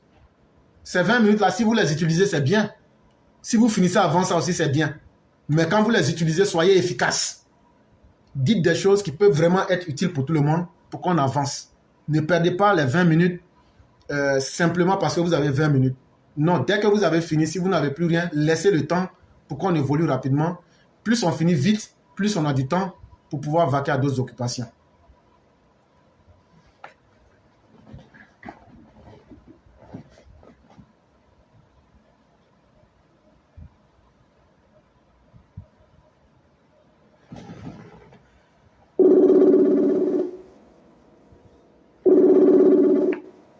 Allô? Allô? Allô? Oui, bonjour, chère mère. Comment allez-vous? Bonjour, mon éclaireur pour vérité. Je vais bien. Dieu merci. Donc, on vous laisse la parole.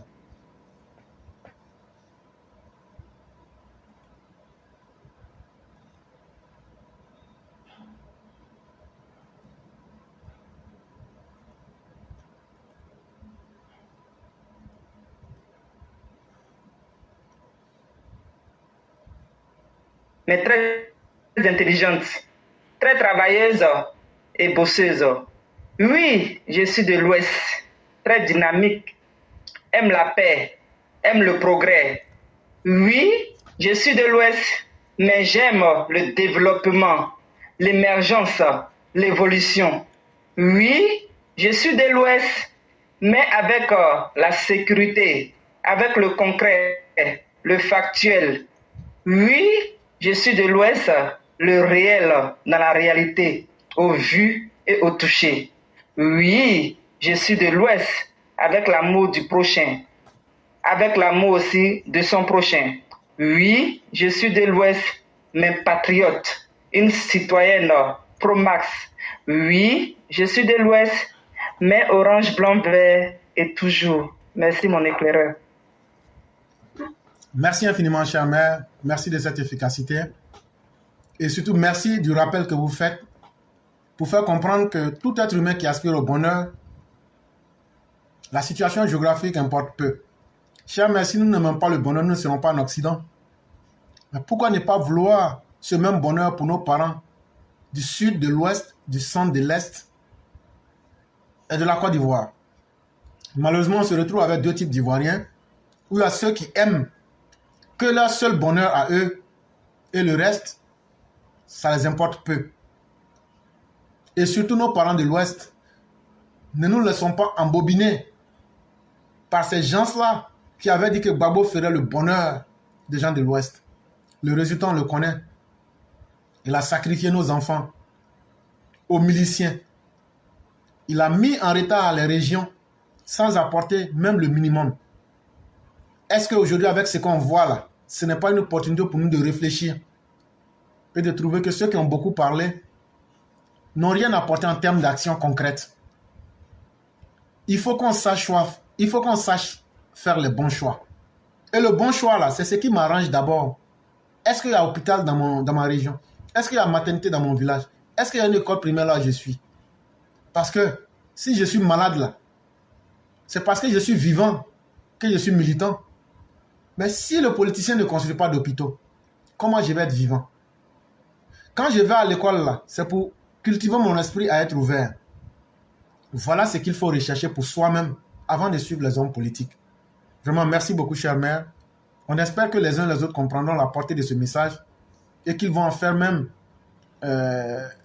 une notion de vie, parce que c'est important pour tout le monde, parce que des gens qui comprennent que c'est le développement qui doit être la priorité de tout un chacun, c'est la meilleure chose qui soit. Vraiment, merci beaucoup. Et j'allais vous souhaiter une excellente soirée. Merci beaucoup, mon éclaireur. Merci beaucoup et excellente soirée et bien des choses à toute la famille. Merci bien. Je vous en prie.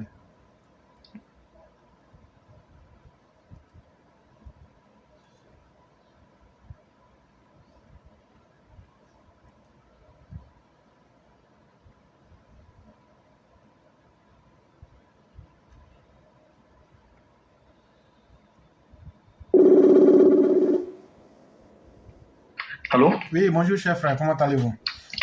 Oui, bonjour, comment ça va bien sur vous? Oui, grâce à Dieu, tout va très bien. Ok.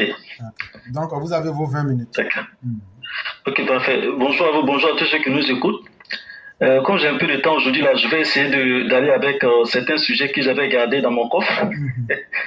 Ok, chers parents, vous savez, on vous parle tous les jours, 2025 approche. Et Clara a parlé tout à l'heure. Chers parents, l'opposition là, ils veulent vous détourner. Ils veulent vous détourner des sujets qui sont importants. Ils veulent vous détourner des sujets qui font partie de vos vies. C'est-à-dire que nos besoins, on a besoin de quoi pour vivre? On a besoin de l'eau, on a besoin de courant, on a besoin d'université, on a besoin d'éducation. C'est ça qui est important. Ils veulent vous détourner de ça. Les affaires d'étrangers, on veut faire fraude, tout ça là. Il n'y a pas longtemps, on a attrapé des gens à Yopougon là-bas. Donc le gouvernement n'est pas là pour créer des fraudes là.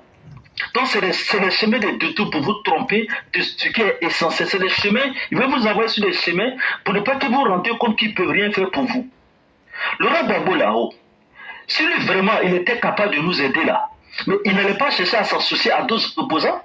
La paix des Benoît, là, on a déjà dit ça ici, si vraiment il était capable, pourquoi il dit aux autres opposants de s'ajouter à lui? C'est que c'est un incapable, pourquoi on va le suivre? Ça ne vaut pas la peine. On prend Tidjane Thiam. Tidjane Thiam là, pour ceux qui nous ont suivis sur TikTok là, mais Tidjane Thiam là-haut, mais il a trop d'affaires lorsqu'ils sont derrière lui. Il y a l'affaire de Ik Barkam qu'on a dit là, mais l'affaire de Ik Barkam là-haut, mais il y a eu un règlement à l'ANIA. Mais ça veut dire qu'il a été reconnu comme, qu'on appelle ça, ça a été reconnu que ce qu'il a fait, quand il était au crédit sur ce qu'il a fait là, c'était pas normal. Ça a été reconnu. Il y a affaire de sa femme de ménage. Mais affaire de sa femme de ménage là-haut. Mais la dame a gagné au procès. Ça a été reconnu que la dame, on doit la dédommager. Et Tidjane Thiam là, il veut faire appel. Je ne sais pas s'il l'a fait là, mais j'entendais dire qu'il veut faire appel. Mais déjà à partir du moment où la dame a gagné au procès là, mais c'est déjà quelque chose. Etc., etc. Il y a eu des plaintes de certains, qu'on appelle ça, de certaines personnes aux États-Unis là, pour dire que quand Tidjane Thiam était responsable au Crédit Suisse, ils ont pris trop de risques. Donc il y a trop de choses qui tournent autour de Tidjane Thiam. Si les gens de PDCI là n'ont pas pris la peine de fouiller la vie de Tidjane Thiam pour s'assurer qu'il est crédible là, pourquoi nous les Ivoiriens, on va fermer les yeux comme ce que PDCI a fait là, pourquoi on n'est qu'à prendre Tidjane Thiam et être président de Côte d'Ivoire? Pourquoi? Mais la Côte d'Ivoire est trop sérieuse là. La Côte d'Ivoire c'est vous, c'est moi, c'est tout le monde. Si les gens de PDCI n'ont pas pris la peine de fouiller la vie de Tidjane Thiam là, pour voir s'il est crédible, nous on ne va pas s'amuser à aller dans ce jeu là. Donc il y a trop de choses qui tournent autour de Tidjane Thiam. Lui là, on ne peut pas le prendre comme président, on n'a qu'à le laisser régler ses problèmes. Nous, on va avancer. On prend les gens de GPS. Voilà des gens qu'on ne critique pas. On ne les critique pas. Mais PDC a dit qu'eux ne sont pas alliés avec GPS. Mais qu'est-ce qu'ils ne sont pas en train de faire? Ils sont enflammés sur les réseaux sociaux. Ils sont en train d'attaquer PDC partout. Donc ces gens là-haut, c'est-à-dire que si eux viennent au pouvoir, GPS là, s'ils viennent au pouvoir là, donc on ne va pas les critiquer alors. C'est quel pouvoir on ne critique pas? Même le président Alassane Ouattara là, on ne l'insulte pas combien de fois ici? Combien de personnes ne menacent pas? Mais est-ce que vous avez vu le pouvoir en train de menacer les gens pour ça? Donc si eux ils viennent au pouvoir, si on les critique là, mais ils vont mettre tout le monde en prison.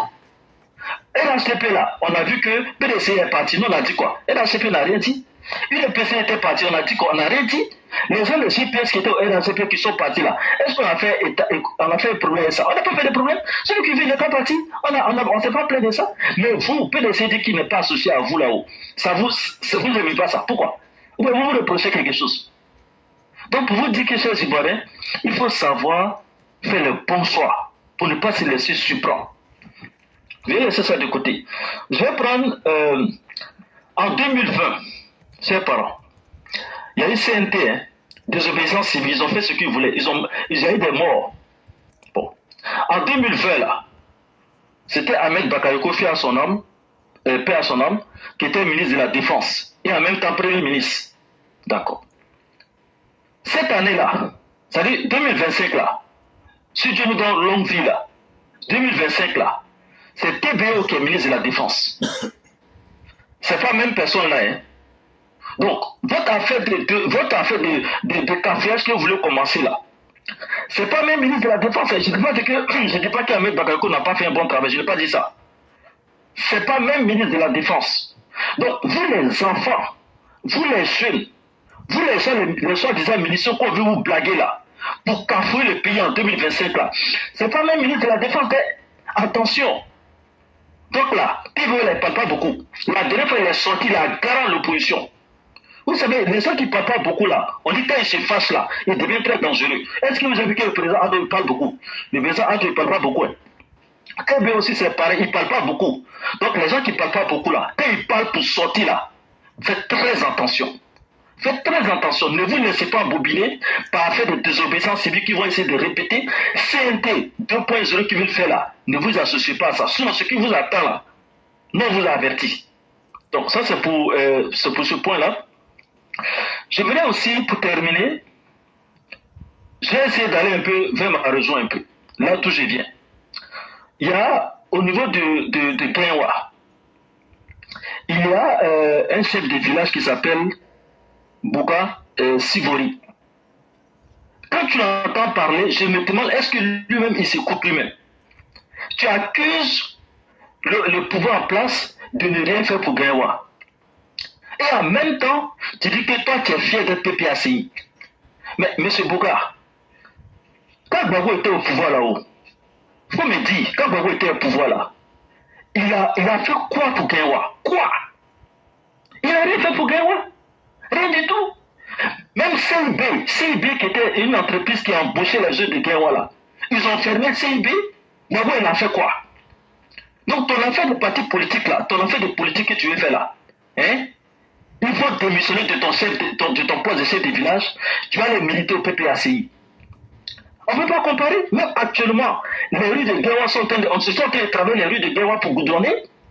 Tu n'as pas vu ça, puis tu pas qu'il y a trop de poussière à Guinwa. Mais ils sont en train de faire du travail.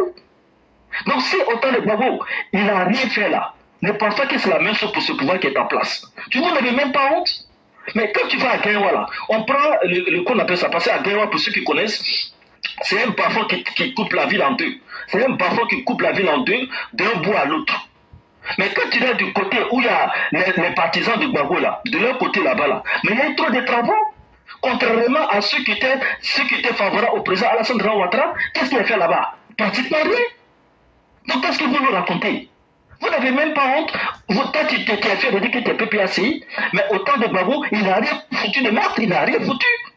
Donc quand les gens font les efforts pour travailler, pour arranger la ville, mais il ne faut pas venir faire ton affaire de meeting là, en train de dénigrer le pouvoir qui est en place.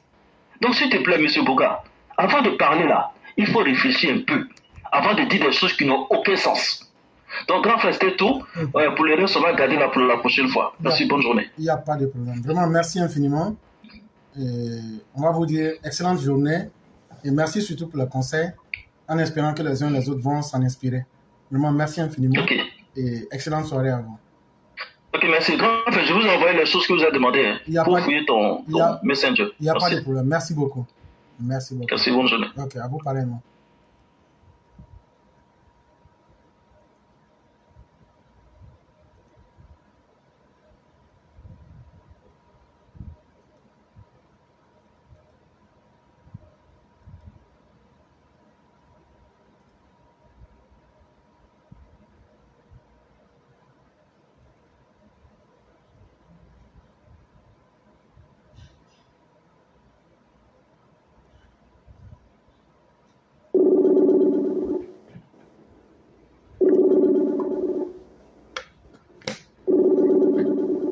Chef frère. Oui, bonjour cher mère, comment allez-vous?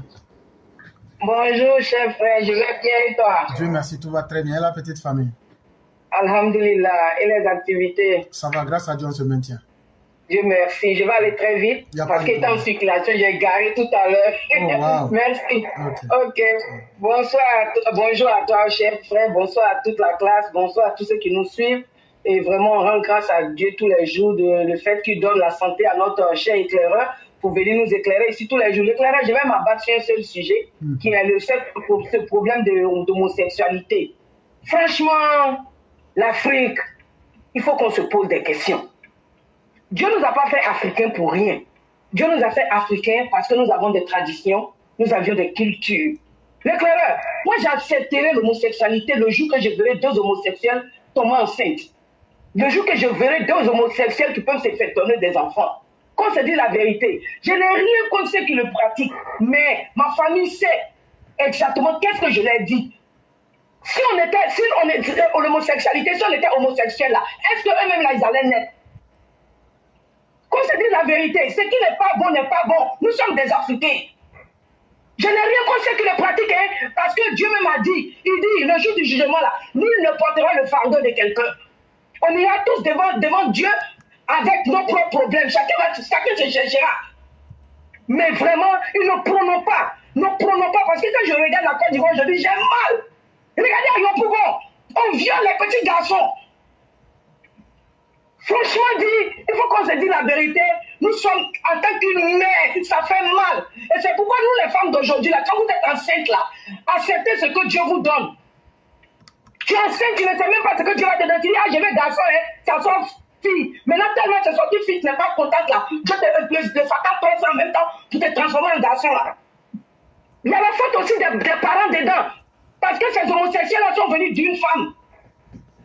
Oui, ils ne sont pas venus du ciel, ils ne sont pas tombés du ciel. Ils sont sortis des femmes. Nous les femmes là, il faut qu'on arrête chaque fois de dire, ou bien pour les hommes aussi qui aiment dire aux femmes, je blesse garçon, tu as fait fille, je blesse fille, tu as fait garçon. Arrêtez. Le Satan, le diable est en train de régner. Surtout chez nous en Afrique. Nous là même là, tout ce qu'on dit dans le monde qui n'est pas bon, c'est chez nous en Afrique. En fait, j'ai dit, il y a des maladies, vous ne savez même pas comment Dieu là, il a sa manière d'agir au fait. Et quand je vois ça, c'est pourquoi j'ai peur de cette vie-là aujourd'hui. Les travailleurs, ça ne donne même pas envie d'enfanter aujourd'hui. Aujourd'hui, ton enfant même s'arrête pour dire, maman, je ne veux plus faire d'enfants là. Il ne faut pas leur vouloir. On est de mettre ce genre de personnes-là au monde. Nous, on ne veut pas faire d'enfants. C'est mieux. Parce que Dieu même nous a dit, Sodome et Gomorrhe, on a vu ce que Dieu leur a fait. Mais est-ce que nous, aujourd'hui, qui sommes là, qui vivons aujourd'hui, est-ce qu'on sait comment Dieu va venir avec ce malheur et ce châtiment? Dieu dit, je suis très pardonneur, mais je suis dur en châtiment. Quand tu viens contre moi et que le jour je dois t'abattre avec mon châtiment, je suis sans pitié. Quand même, prêchons à nos enfants, parlons à nos enfants. Nous sommes africains quand même. Cette histoire-là fait mal, ça fait très mal. Et puis vous, si tu as un petit kiki, il y a la femme qui aime ça. Si tu as gros, c'est-à-dire chacun ce calibre. Arrêtez. Franchement, ce truc-là, je n'ai pas menti, je le suis, comme je l'ai dit. Chacun son problème. Je ne suis pas comme vous. Vous pratiquez, c'est votre problème. Mais tout ce que moi j'ai fait, quand je crois cela, j'ai pris pour eux. C'est tout ce que je peux faire. J'ai pris intérieurement pour eux. Parce que Dieu même ne les fait pas enfanter. Le jour qu'ils vont commencer à enfanter là, il n'y a pas de problème, on va accepter. Franchement, ne soyez pas contre des contre nature. C'est pas parce qu'aujourd'hui on est développé. C'est pas parce qu'aujourd'hui on se dit, oh, on a trop les yeux ouverts qu'on va aller contre Dieu. Freinons ce fléau là. Surtout chez nous en Afrique. Franchement. L'éclairage, je vais m'arrêter là, c'est un cri de cœur. Merci beaucoup. Merci infiniment, chère mère. Merci pour ce cri de cœur. Et je crois que le message a été entendu. La vie facile, la vie par les chemins détournés, ça n'amène nulle part. Et il y a aussi une approche spirituelle où les gens tirent les énergies vitales de ces pauvres âmes qui veulent l'argent facile, mais qui ne savent pas ce qu'elles perdent en réalité. Et ce n'est pas un schéma honorable. Il faut avoir le courage de le dire. Et c'est là que le direct du jour va prendre fin. Et comme d'habitude, c'est la toute dernière personne qui nous fait aussi les commentaires. Chers mères, nous vous laissons la possibilité de nous faire le commentaire du jour. Je dis merci à tous ceux qui nous ont suivis. Demain sera un autre jour. Et merci à chacun. Chers mères, vous avez la conclusion.